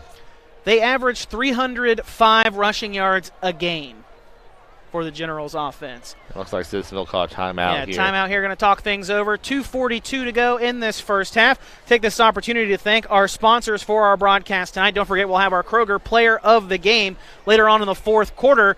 And a couple people for the Generals to pick from. Caden Beam definitely making a case for himself with 4 rushing touchdowns and 160-plus yards. But can't count out the other performances from the rest of these Generals so far just yet. So we'll have our Kroger Player of the Game coming up for you in the fourth quarter. We'll make that pick later on in the second half. Also want to make certain to thank the West Virginia Coal Association, Martin Transport, Summit Community Bank, Mullins Plumbing and Heating, Kolaski Orthodontics, HD Media, the Bond Group and Bond Engineering, and Adkins RV Sales and Service. And I'm going back to think about the player of the game. I mean, I don't think I've had so many options before at this point in the game, especially when you consider, I mean, heck, the Winfield offensive line deserves a lot of credit. They've been doing a heck of a job out there, but these runners, they've earned extra yards on top of everything this offensive line's given them. Just a high octane running game we're seeing tonight. 1st and goal from the 3. Beam gets the handoff, and Beam stopped initially but plows his way into the end zone. A 3-yard touchdown run for the Winfield Generals, courtesy of Caden Beam, his 5th touchdown of the half. He had 9 rushing touchdowns on the season coming into tonight. Caden Beam, number 34, with that 3-yard touchdown run for the Generals. Yeah, around the state, when people look in the newspaper and see the stat box, they're going to do a double take and really look out the fine-tooth comb, because just a lot of just incredible numbers being put up by this Winfield team. You and I saw this General team last year a couple of times. Finished 5-5 under former head coach Craig Snyder as the Generals just take a knee on the 2-point conversion try. Up 56-6, so a 50-point lead. I mean, I guess that's good sportsmanship. Yeah, I would have just gone ahead and kicked the field goal. I mean, everyone kind of presumed that's going to happen anyway. But we said last year that when we watched this General team under a previous head coach, when Craig Snyder had been there for 10 years, that there were pieces to this team that next year were going to be back and they were going to be very successful. Eddie Smolder has done a tremendous job of turning a team that just missed out on the playoffs last year, had some good wins, had some great players, and has done a remarkable job turning this program around. And one of the things he said, too, was they went out, recruited their players back, made certain that they got the guys back in the facilities to keep them in-house, and go get guys that hadn't come out for before.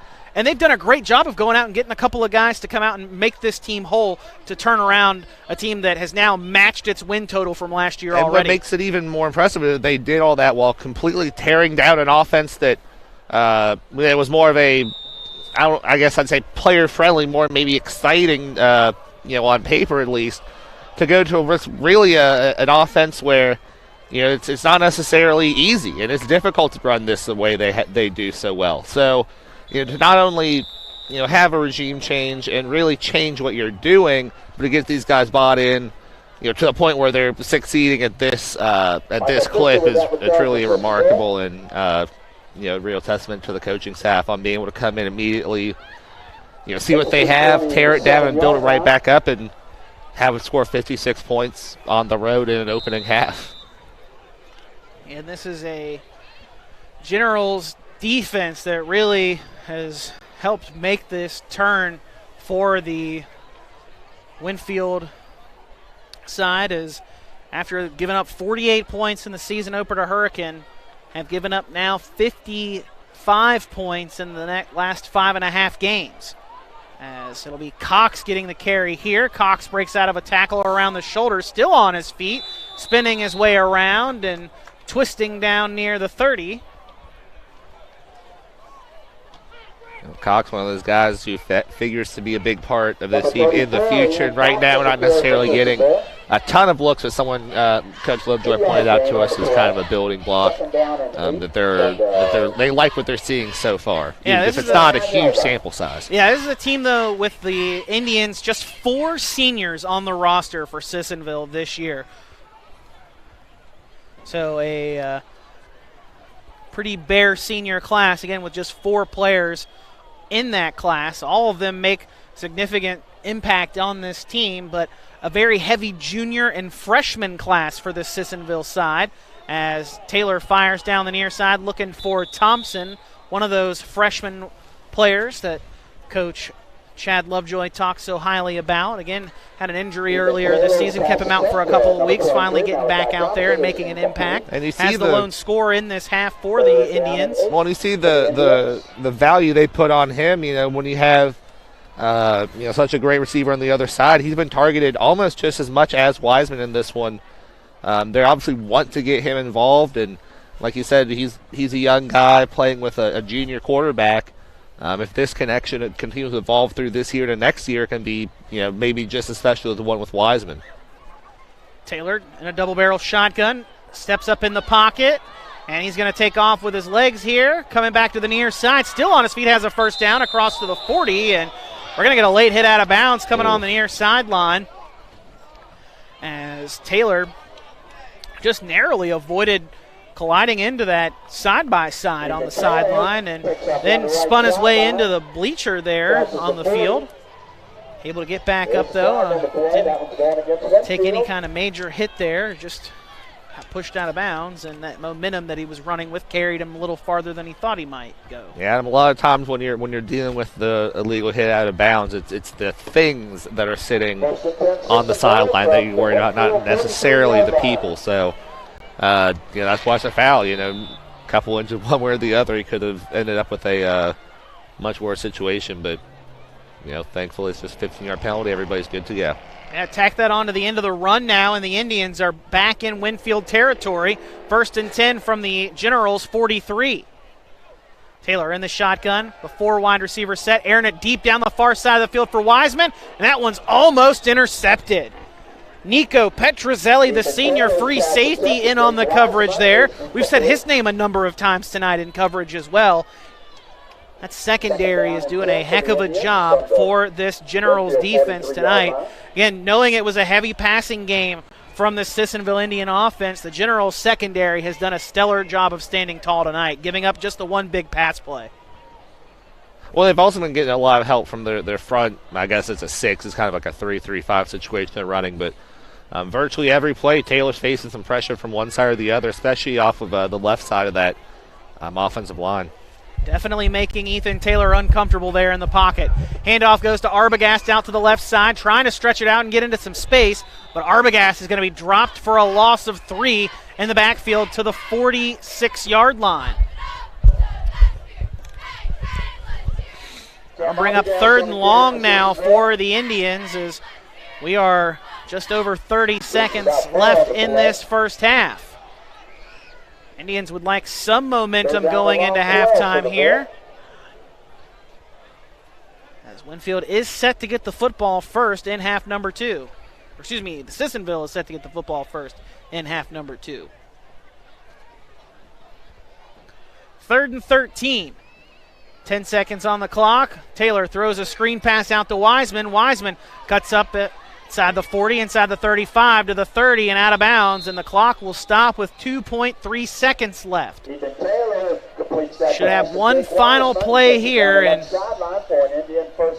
Taylor is grabbing at his wrist.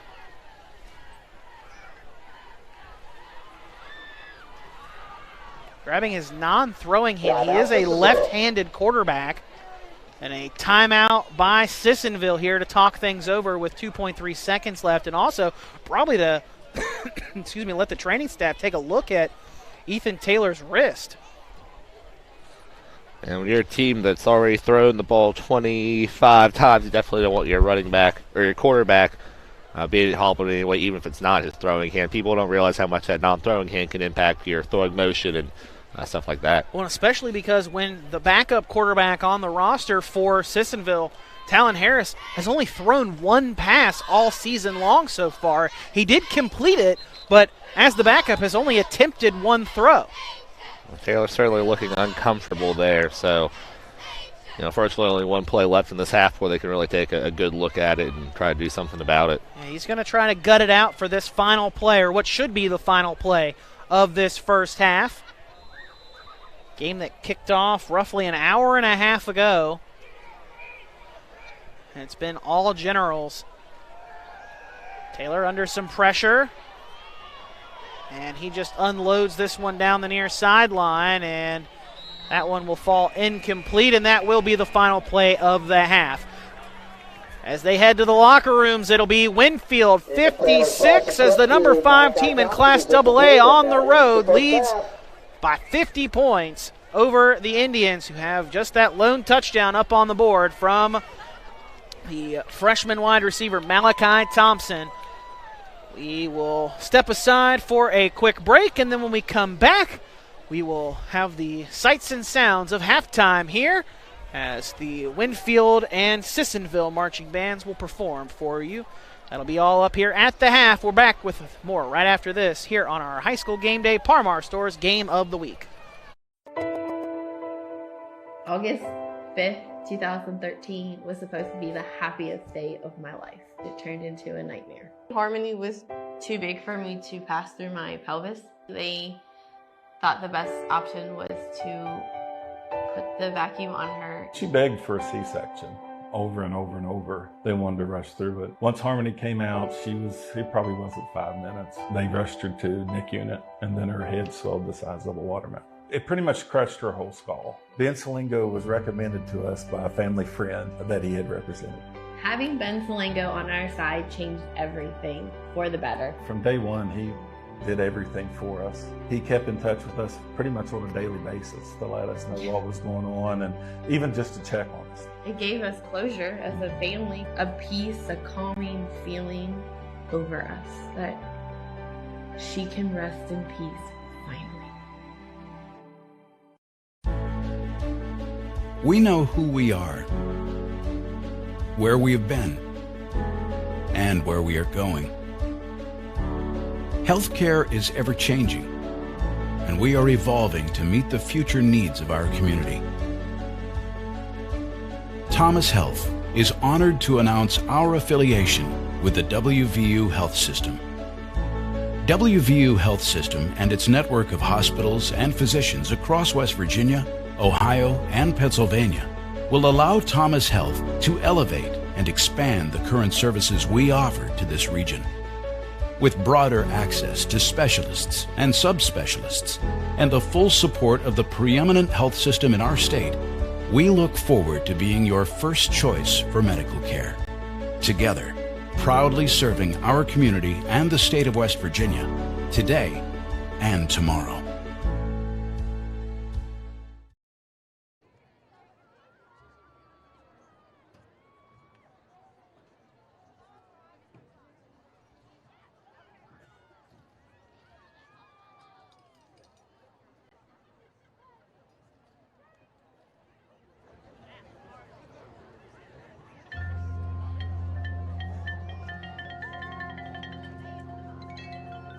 Once upon a midnight dreary, while I pondered, weak and weary, over many quaint and curious volumes of forgotten lore.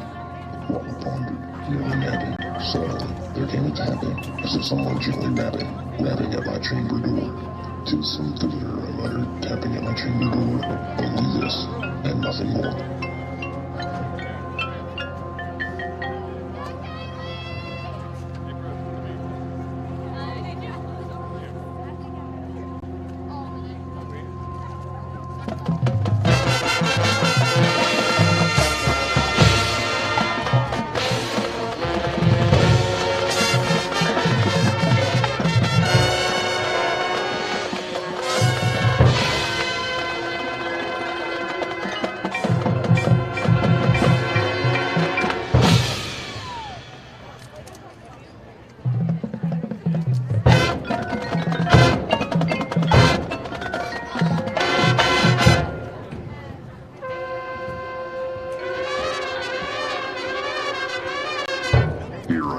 Wide the door, darkness there, and nothing more.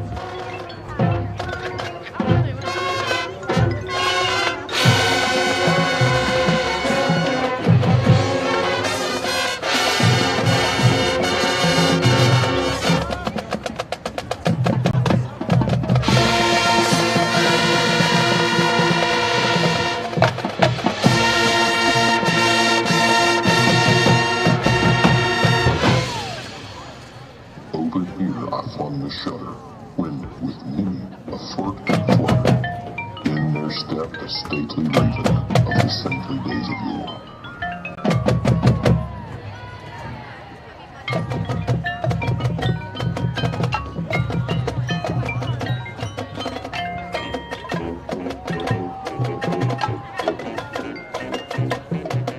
Perched upon a bust of Pallas just above my chamber door, perched and sat, and nothing more.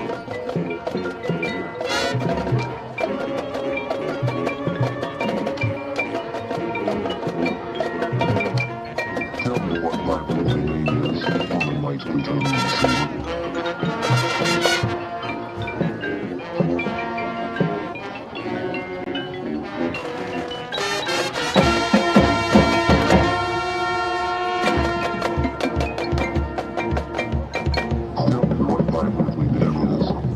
Plutonian shore.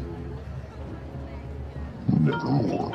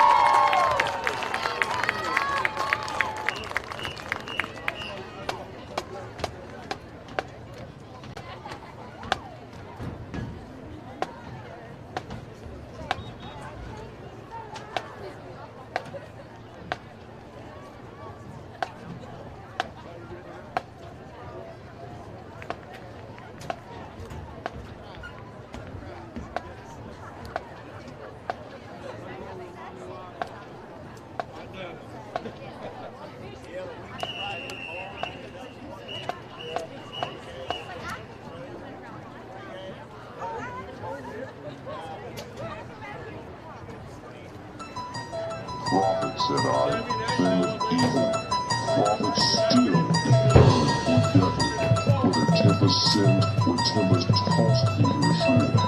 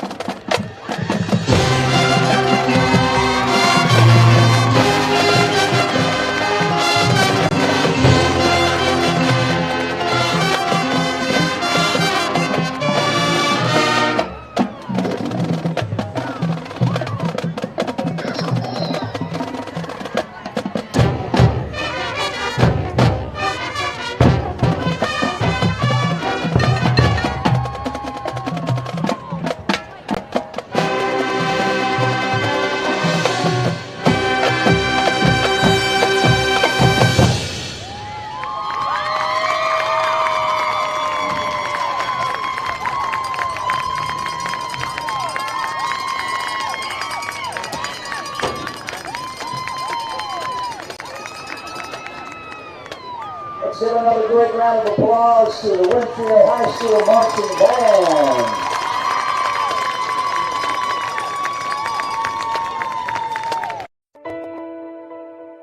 August 5th, 2013 was supposed to be the happiest day of my life. It turned into a nightmare. Harmony was too big for me to pass through my pelvis. They thought the best option was to put the vacuum on her. She begged for a C-section over and over and over. They wanted to rush through it. Once Harmony came out, it probably wasn't 5 minutes. They rushed her to NIC unit, and then her head swelled the size of a watermelon. It pretty much crushed her whole skull. Ben Salengo was recommended to us by a family friend that he had represented.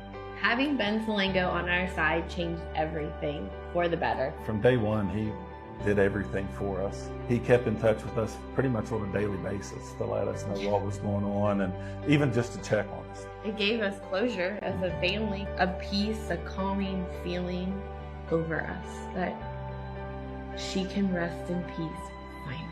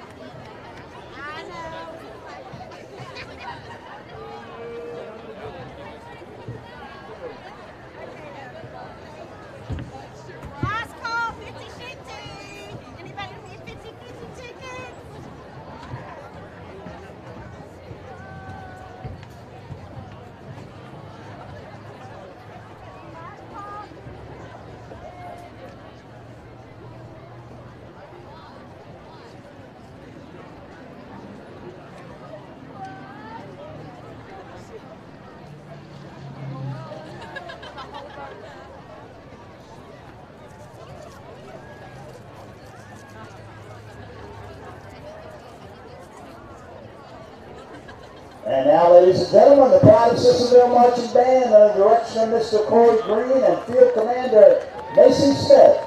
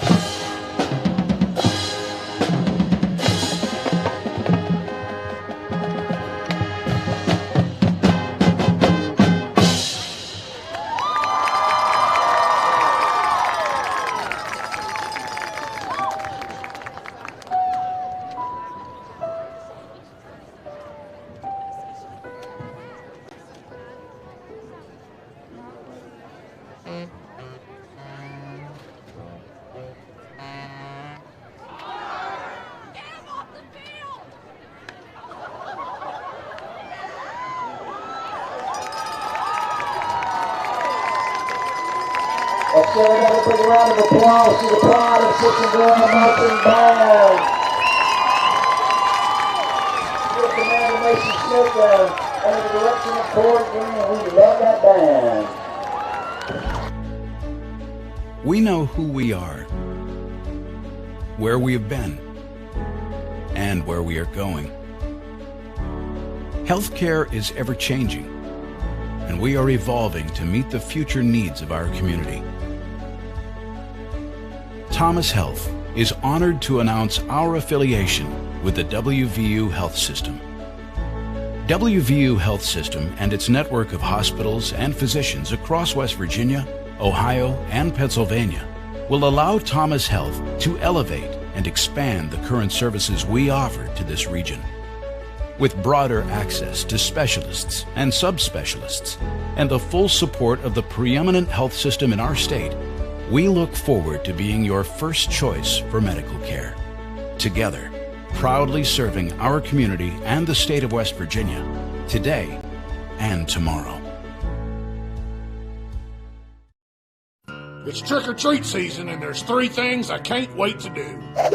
Give away all my candy corn. I'm just not into it. Put on my costume of my best amigo, Wes. Pretty spot on, don't you think? And haul away all my candy in my brand new truck from Dutch Miller Ram of South Charleston. During Ram Power Days, qualified buyers can get 0% financing for up to 6 years on select 2022 Ram Crew Cab and Quad Cab Laramies and Bighorns. What started as the Parmar Oil Company in 1967 has grown into 116 convenience stores in 4 states. Parmar convenience stores offer monthly product specials and grab-and-go items. Located just down the street from where you live, Parmar stores are all about being your above-par convenience store. If you don't have a Parmar store near you now, you will soon. Parmar Convenience Stores, neighbors serving your community and making life a little bit easier every day.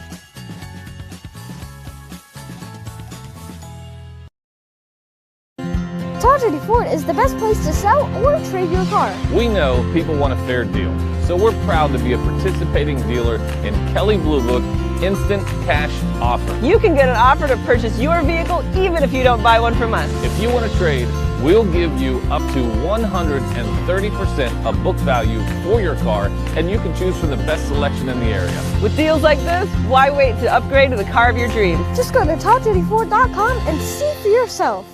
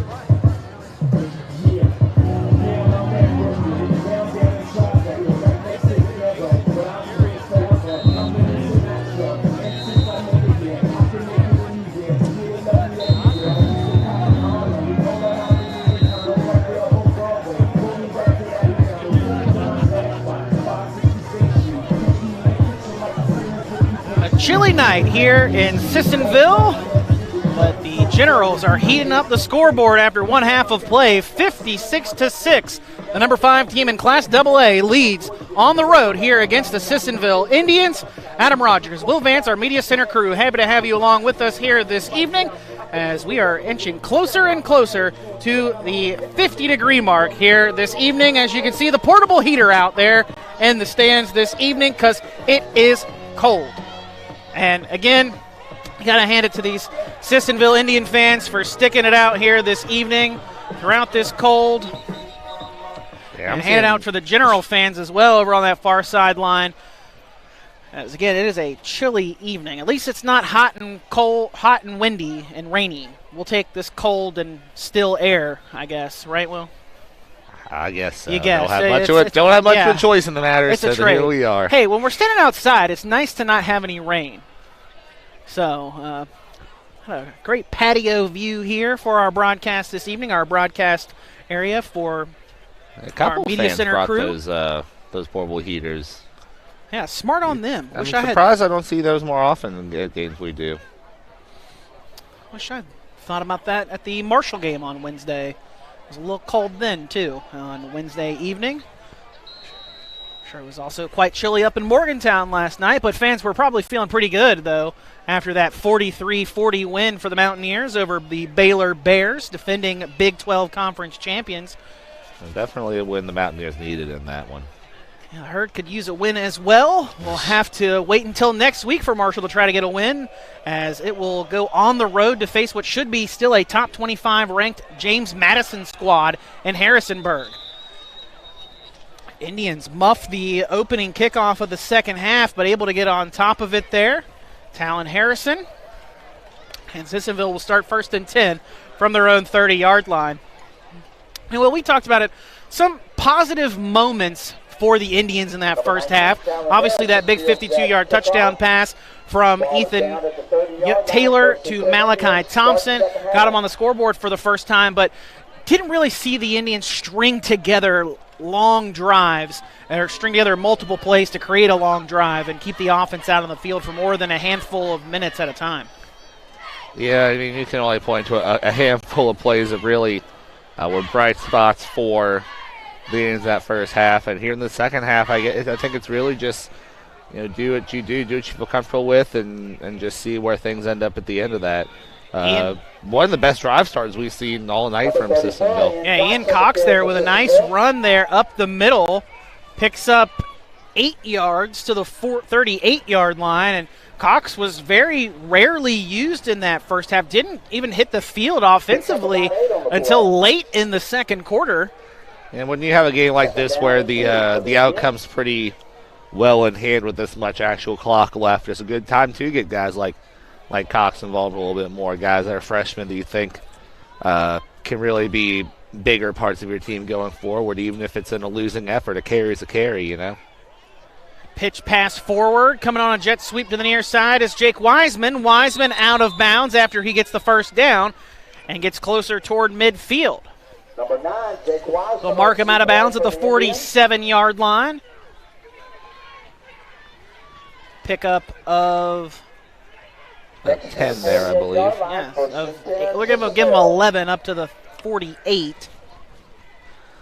3 catches, 33 yards for Wiseman so far. Their leading receiver in catches, Thompson had that long 52-yard touchdown, but well below the production they're used to out of Wiseman. Handoff goes to Arbogast off the left side. Arbogast with a nice spin move at the 45, still on his feet, and finally cut down inside the 40.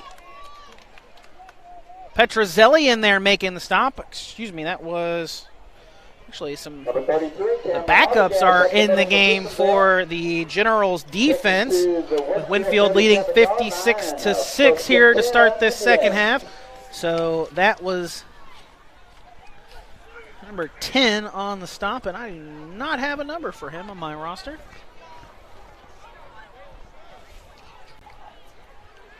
That's kind of where we are at this point in the game. 50-point lead for the Generals here on the road, and smart heads up playing there by head coach Eddie Smolder to get his backups in the game, get them some experience.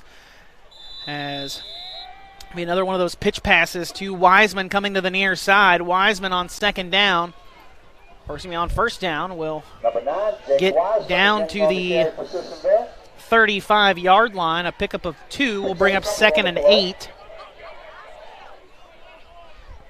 Second down and 8 from the Winfield 35. And right before the half, there, Taylor for Sissonville was having some issues with his wrist. It's now wrapped up, that right wrist of his. He is a left-handed thrower, but definitely out there playing at least a little bit discomfort after getting some attention at halftime. Cox with a nice run inside the 30, spins his way out of a couple of arm tackles and brought down right around the first down marker.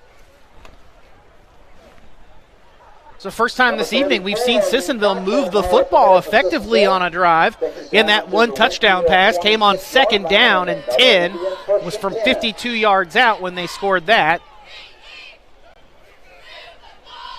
And had 2 other drives in the first half where they picked up 2 first downs, but then the offense sputtered out. So we'll see if Sissonville can finally cash in here and keep this drive going. Another pitch pass, this time going to the opposite side. It's Evan Taylor getting it on the pitch pass, and Taylor down inside the 25. Decent pickup there on first down. I think they're going to give him 4 down to the 23.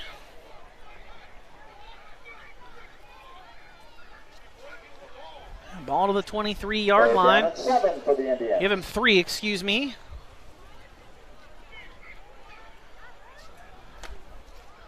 Nearly 4 minutes elapsed in this third quarter, opening drive of the quarter. Now this may be the longest drive so far for either team. Pass complete out on the far side to Wiseman. Wiseman with a couple of nice moves to pick up the first down.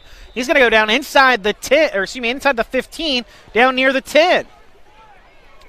Definitely the longest drive that the Indians have had in terms of time of possession. And after only going 5 of 26 in the first half, Taylor completed his last 4 throws.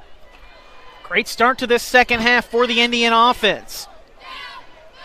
Inside the red zone, just outside the goal line area. 1st and 10 from the 12. Taylor sends a man in motion. Hands off to Cox up the middle. Cox cuts back to the right side. Cox is stoved inside the 10. But a nice run there on first down. Set his offense up on 2nd and medium. So give him down to the 8, a pickup of 4, so 2nd and 6. 4 carries for 22 yards for Cox, not too bad of a stat line. And especially since he was not even used until late in that second quarter. Had just 9 carries for 20 yards and a touchdown coming into tonight's contest as we get a timeout taken by head coach Eddie Smolder of the Generals. 6:38 to go here in this third quarter. 56-6 our score, but the Indians are inside the red zone. We'll find out if they can score when we come back right after this here in our Parmar Stores High School Game Day Game of the Week. What started as the Parmar Oil Company in 1967 has grown into 116 convenience stores in 4 states. Parmar convenience stores offer monthly product specials and grab-and-go items.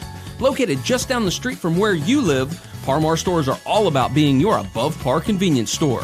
If you don't have a Parmar store near you now, you will soon. Parmar Convenience Stores, neighbors serving your community and making life a little bit easier every day. Have that ticket come up here and we'll give you some cash. Sissonville offense heating up here in the second half despite the cold. The Indians have marched down the field and are inside the goal line area. 2nd down and 6 from the 8 as we get back underway here after the Winfield timeout. And we're going to have, I believe, an offside against the Generals. Now, it has been a long time since we had a flag in this one. It's been quite a long time. Had the offside on a kick, on a point after attempt try that was declined in the end because the Generals missed the PAT try, so they kicked it again. There was one. Had a face mask in the first half. And a hold in the first half. That might be it. A relatively clean game in terms of penalties this evening, but that one will make it 2nd and 1 for the Sissonville offense, now from inside the 5 at the 4. First trip inside the goal line area for the Indians tonight. Pitch pass to Wiseman, coming to the near side. Still on his feet in the backfield, inside the 5 again, and he's going to be forced out of bounds well short of the goal line. Heck of an effort from Wiseman. Jake Wiseman, though, stopped short at the 1. Give him a 3-yard run. That is a first down run, though. So now 1st and goal from the 1-yard line for the Indians. Trying to score for the second time tonight and cut into this 50-point deficit here in this third quarter. Now more than halfway through the third quarter. If only the Indians were able to do this in the first half. This is exactly what Coach Chad Lovejoy wanted his offense to do in this game. Be able to extend drives, keep the offense out of the field so the defense isn't out there as much, and then be able to put points on the scoreboard to try to match the Generals. And the difference really in this drive, other than, of course, Winfield putting in some of their second unit guys on defense, has been Cox's running, and they've really gotten Wiseman involved right there again. And there's another penalty, but that was his 11th target so far in this one, and there are only 4 in the first half, so really trying to get their star guy involved as well as Cox to try to spark some offense, and it's working. You couldn't quite tell who that was, number 10 for the Generals defense that knocked that attempt away. As we have a penalty, it's an illegal man down field on the Indians.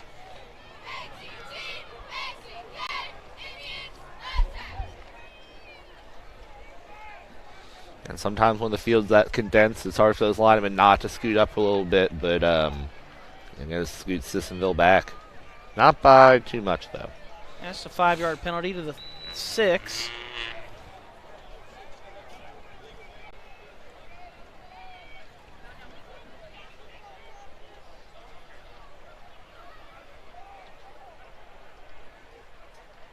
Taylor in the shotgun, throws toward the end zone. And that pass is incomplete, trying to find Wiseman in the back corner, and Wiseman a little rolled up there. Slow getting up off the turf, but is able to get up off the turf under his own power. And before that incompletion, Taylor completed 5 of his last 6 attempts, so I'll finally get into some type of rhythm here, which may not pay off too much tonight, but the might pay off down the road, and you can at least look back on this game and say, hey, at least we were able to execute, we're able to move the ball some, we're able to find some answers, even if they didn't come early enough in the game to have a big impact on the outcome. 2nd and goal from the 6 for the Indians here on the first drive of the second half. Handoff to Cox, and Cox is stoved in the backfield. Generals defense gets to him in a hurry. And that'll bring up 3rd and goal from back at the 8. 2-yard loss on that run by Cox. And we're now less than 4 minutes to go here in the third quarter. The Indians have had the football the entire third quarter so far. This is the opening drive of the third quarter. Much different third quarter than our first quarter when there were 11 combined possessions in the first quarter. You know, this isn't necessarily a type of drive Sissonville's really looking for when you, almost, what a catch. Almost hauled in. Wiseman tried to snare it there between what looked like 6 Winfield defenders, and he almost pulled it in, but couldn't hold on to it. Incompletion brings up 4th and goal from the 8, and I'd imagine the Indians are going to go for it because what do you have to lose at this point? And the Indians have gone for it on practically every other 4th down in this game so far. Yeah, I think what you're going to see here is maybe a Faith Thompson. They've looked at Wiseman several times here. Try to go to their number 2 man who has their lone touchdown already. And Wiseman looks to be set up for a one-on-one matchup on the bottom of your screen. Taylor drops back to pass, throws, caught by the tailback flaring out of the backfield at Arbogast. And Arbogast is going to be stopped short of the goal line at the 1. 4th down conversion, no good for the Indians offense. And out come the Generals after the defense does their job for Winfield. But now Winfield's offense backed up 1st and 10 from their own 1-yard line. Winfield will have to go 99 yards to try to score a touchdown here. It's a frustrating night. Basically from beginning to now with about 15 minutes total left in this game for Sissonville.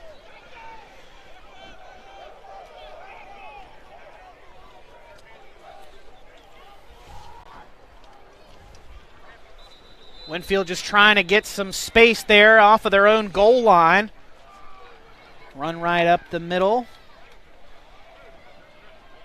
And going to get no space there. Back to the line of scrimmage. Second down and 10 for the Generals from their 1-yard line.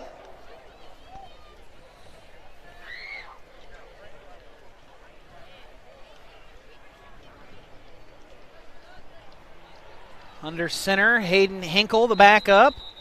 And play is blown dead. Yeah, false start will back him up half the distance to the goal, so to the half-yard line now for Winfield. Under 2 minutes left to go in this third quarter. Just the first possession of the second half for Winfield. After Sissonville was able to keep it for nearly 10 minutes in this third quarter, but were unable to come up with any points, getting down to the 1-yard line. And that isn't necessarily, like I was trying to say before, that good try at a touchdown pass. But not necessarily drive. It was the most successful drive Sissonville's had, but not the type you really look for this type of team to have. A team that really wants to no safety. Really Hinkle still on his feet. Wow, Hinkle was stopped initially in the end zone, but still moving the pile forward, and he picks up a first down. Oh, my goodness. Hayden Hinkle should have been stopped for a safety, but somehow kept his legs churning. His teammates got in behind him and gave him the extra shove to get that first down run as the Generals go off of their own 1-yard line or half-yard line and get all the way up to the 15. Wow. And Hayden Hinkle, just a sophomore for this Winfield offense. Does play some defense as well at safety spot, but he's the future of this offense. May have bobbled the snap, I believe.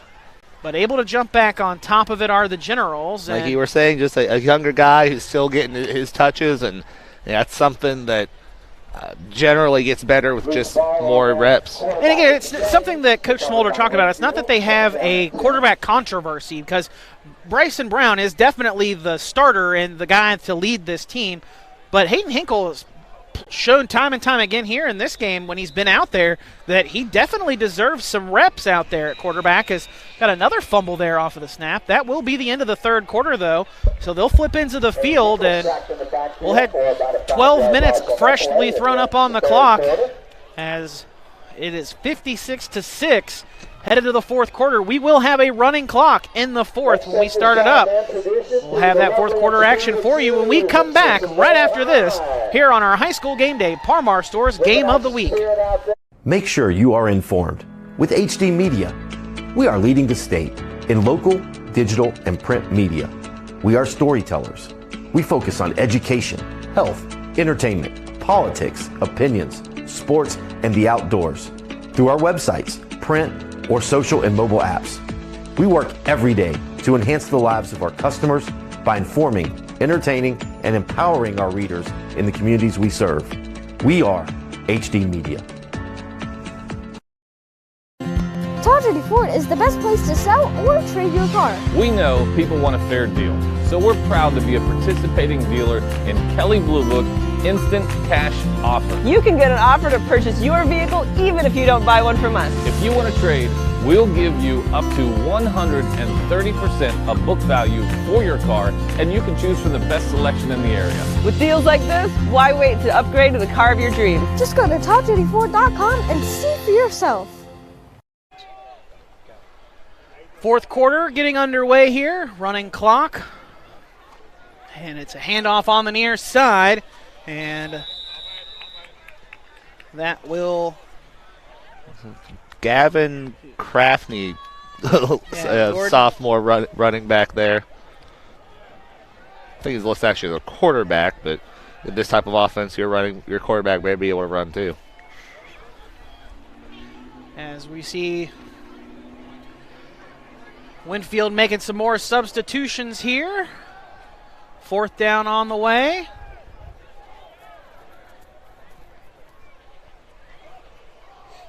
And now Winfield going to have to take a timeout here as they made too many substitutions there, and I think a little too much uncertainty with who had been out there on the field. We'll keep you right here. Take this opportunity to thank our sponsors for our broadcast this evening, the West Virginia Coal Association. Still, coal keeps the stadium lights on. Martin Transport, join our team of professional drivers for the best pay and benefits. Learn more at driveformartintransport.com. Summit Community Bank, a Forbes magazine best in West Virginia bank. Find out more at mysummit.bank. Mullins Plumbing and Heating, a proud partner of Game Day. Contact us today for a free consultation. Klasky Orthodontics for all your cosmetic and medical dental care. Contact aperfectsmile.com. Don't forget you can read Chris Wade's recap of tonight's contest in the West Virginia Gazette Mail, in the print edition tomorrow or later on this evening on their website, wvgazettemail.com. Also want to make certain to thank the Bond Group, Bond Engineering, our proud sponsors of Sissonville Athletics and this stream. For all your process and mechanical engineering needs, contact bondengineering.com. Also want to thank Adkins RV Sales and Service. Adkins RV is excited to bring you this stream this evening. Take the short drive up I-77 to Ripley, or find us at AdkinsFamilyRV.com. Punt fielded at the 45 by the Indians, and relatively short return there for Nathan Young, the sophomore. I believe that's the first punt we've seen from Winfield tonight. Yeah, Winfield had scored on all but one possession in this game up until the punt there. I believe what that Fumbled one was on the end of the fumble. Yeah, the fumble at the end of, or the second possession of the game, rather, for the Generals. Other than that, scored on every other possession in the first half. Winfield 37. Lead 56-6. Our running clock going here, as we still see Ethan Taylor in there at quarterback. And I'm kind of surprised about that, especially considering how you mentioned how little their backup quarterback had been in the game. Oh, ball got ripped out. Ball got stripped out. And running the other way with it are the Generals. Wow. All the way from the 45 into the end zone. Touchdown, Generals. Dylan Cool stripped it out of the arms of the ball carrier and rumbled his way back 55 yards to the house. And when we say strip, I mean that was the most beautiful strip you can possibly have. Didn't even touch the ground, just became the ball carrier suddenly and was just gone with him before virtually anybody realized what was happening. He was already 10 yards down the field. Just it was Winfield defense. We've been talking about him all game, just basically doing a good job in general, but just fantastic individual play there from Mr. Cool to score and push this into route territory. Not that it really wasn't already there. 62-6 our score. And the Generals' second team offense going to try a 2-point conversion play here. Well, excuse me, they're just going to take the knee instead of kicking it or try a 2-point conversion play. Nice bit of sportsmanship there shown by head coach Eddie Smolder and this Generals football team. Again, they said they respect each and every opponent. Don't want to embarrass anyone, don't want to overlook anyone, and they certainly did not overlook this Winfield, or excuse me, this Sissonville team this evening. Came out and put the gas pedal down immediately and have kept it down this whole game. Up 62-6 now.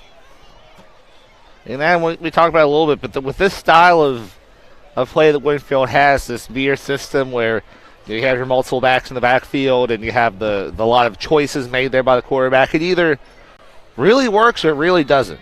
It's one of those, if you don't have the right personnel, if you don't run it correctly, it can really be a ugly thing to watch. But they just run it incredibly efficiently, and especially like I mentioned earlier, that this is a new system from what was basically a spread offense, similar largely to what we're seeing out of Sissonville, that they converted into a veer type offense, and the payoff has been, like you said, one of their best seasons in a long time, and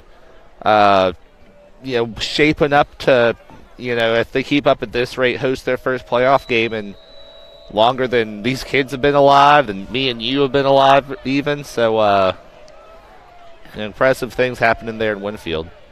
Malachi Thompson fields it at the 15, bringing it up the near side. He's up to the 30, to the 35, to the 40, and forced out of bounds.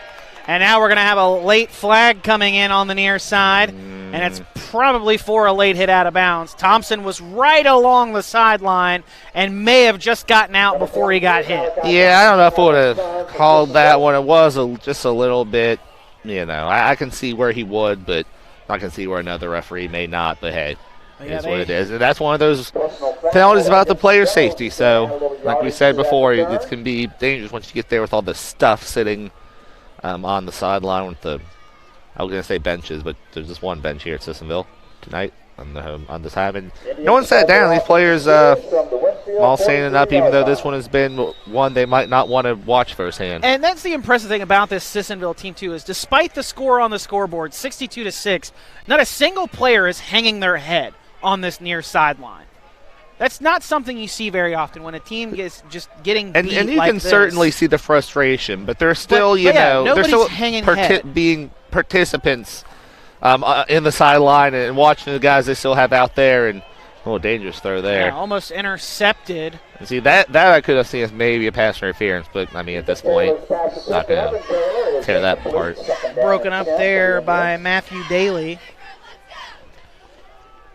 And we talk a lot about this Sissonville team being such a young team. Again, just 4 seniors on this team. A very heavy junior class, a heavy freshman class, but a lot of underclassmen playing for this Sissonville team. So while it might not look so great right now, there's still a lot of youth and a lot of time on this team to go, as they're just getting meaningful reps at this point. Again, it's not what you want to see on the scoreboard or in the stat sheet, but at the end of the day, these players are able to learn from some mistakes early on in their careers and hopefully can correct those as they get older here and develop in this program.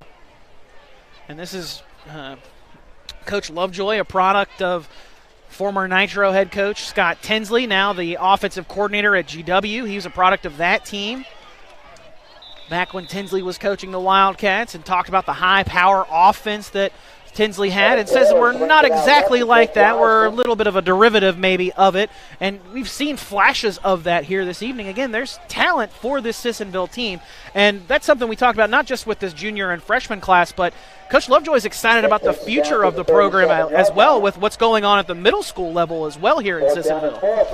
Yeah, when we talked to him, he had a really deep kind of dive into the Sissonville pipeline, basically. From midget league to middle school. He's got the middle school running the offensive system, working on the midget league next. And it's definitely one of those things where you have it was a direct snap. I don't know if it was meant to be or not, but it was. Yeah, I'm not sure. Somebody thought I think the ball got fumbled, but they ruled him down right around the yard marker to gain on 4th down. They are going to say it is a first down and move the sticks. And that's certainly part of or at least one method of program building. When these kids, like he was talking about, when these kids will come to high school already having played generally the same system, understanding it, knowing what their role in it is, and that's just one of the half of 1,000 small things you got to do to make a program great and maintain that type of greatness. Pass thrown over to the near side, incomplete, intended for the tailback for the Indians, Arbogast. Brings up 2nd and 10. And that clock is moving as we are well over the 35-point threshold here in the 4th quarter.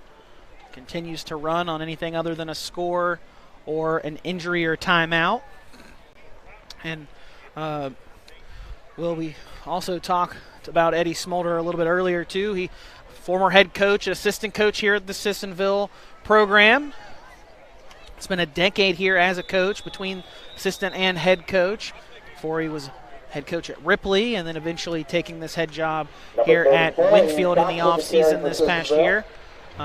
He's done a tremendous job, like we talked about, turning around this program and doing it with a great staff as well, hiring a former teammate of his at Marshall, Chris Massey, to be part of this coaching staff and helping the defense out, and just a remarkable job done by Smolder and his staff to do what they've done with this Winfield program. And he said normally when he's taken over a team, you don't expect that turnaround until year 2, maybe year 3, but he's been surprised at how quickly this team has turned things around as Ethan Taylor finds his target in the back of the end zone. Malachi Thompson with his second touchdown reception of the night. This one coming from 25 yards out, and that'll put the Indians on the scoreboard there for the second time tonight. As again, Thompson hauls in his second touchdown catch. Yeah, we mentioned it several times, but Thompson's one of those guys who figures to be part of the future of this team. You know, he's a pretty big guy. He's got some good speed to him, decent hands, being able to at least get separation on a lot of throws or a lot of routes tonight. Found him twice for the touchdown, but definitely a guy who figures to be a part of this Sissonville team's offensive success going forward. Kick is up, and it is good. 5:32 to go here in the fourth quarter. Indians make it 62-13 our score. We'll keep you right here as the Generals are set to get the football back. And again, that clock will roll once the kickoff occurs.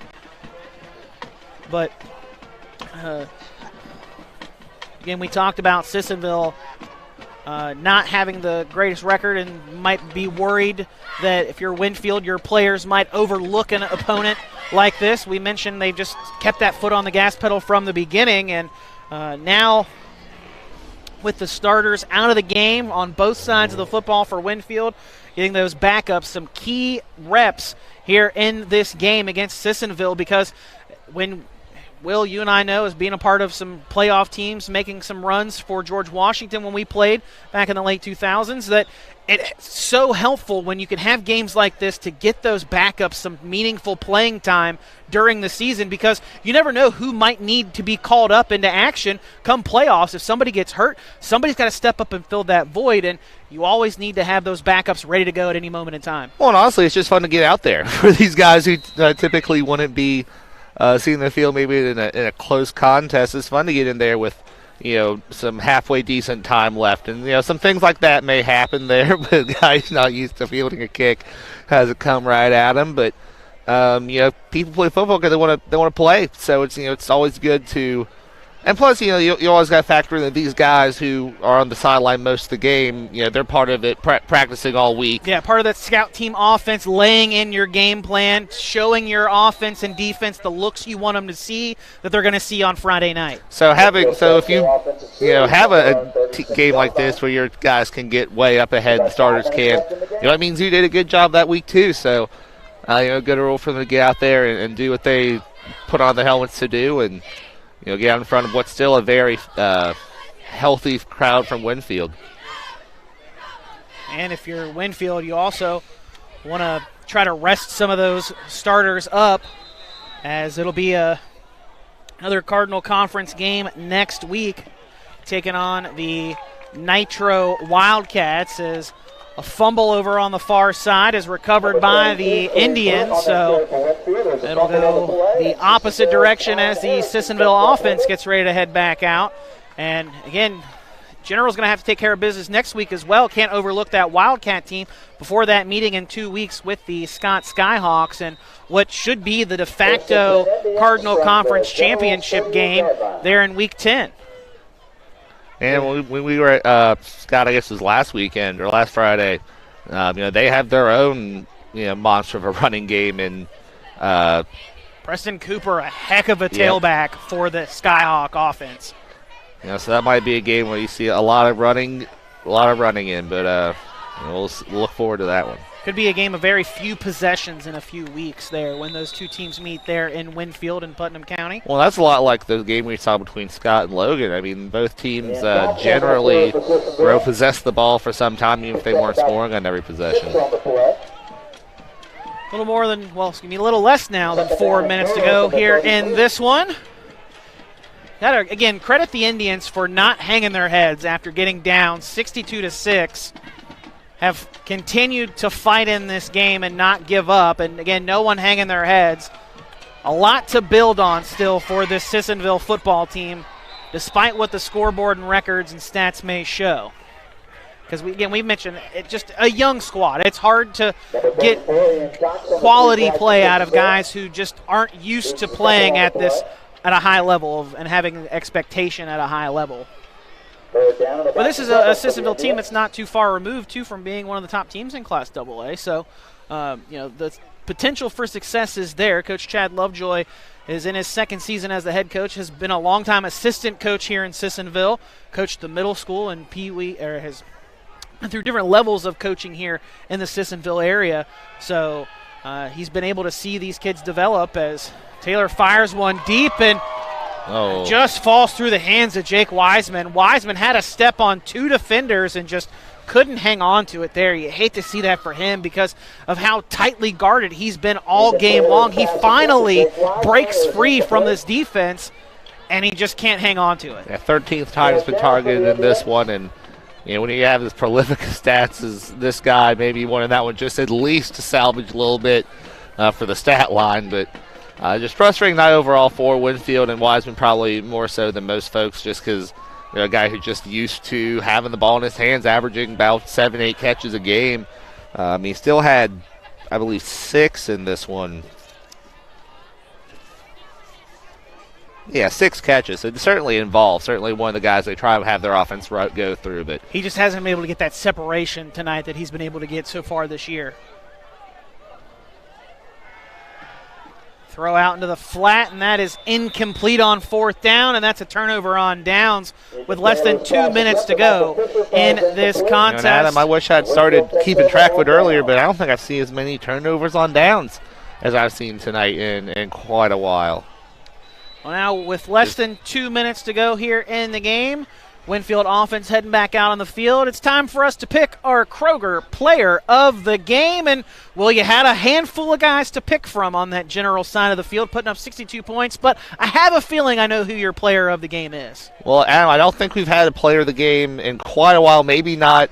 Now, last week, Preston Cooper had an impressive game, and we gave him player of the game last week. But where you're going with this is a little different. No one's done it with as few of carries as did Caden Beam. 12 carries, 172 yards, 5 touchdowns. I mean, to put such an impact on the game and so few carries compared with what we were talking about last week. Cooper had over 40 touches. Yeah. So just to be one of several weapons, but to stand out so much, the 5 touchdowns. Like I said, he had a long stretch where the only run he had less than 7 yards were when they had to be less because he was scoring on it.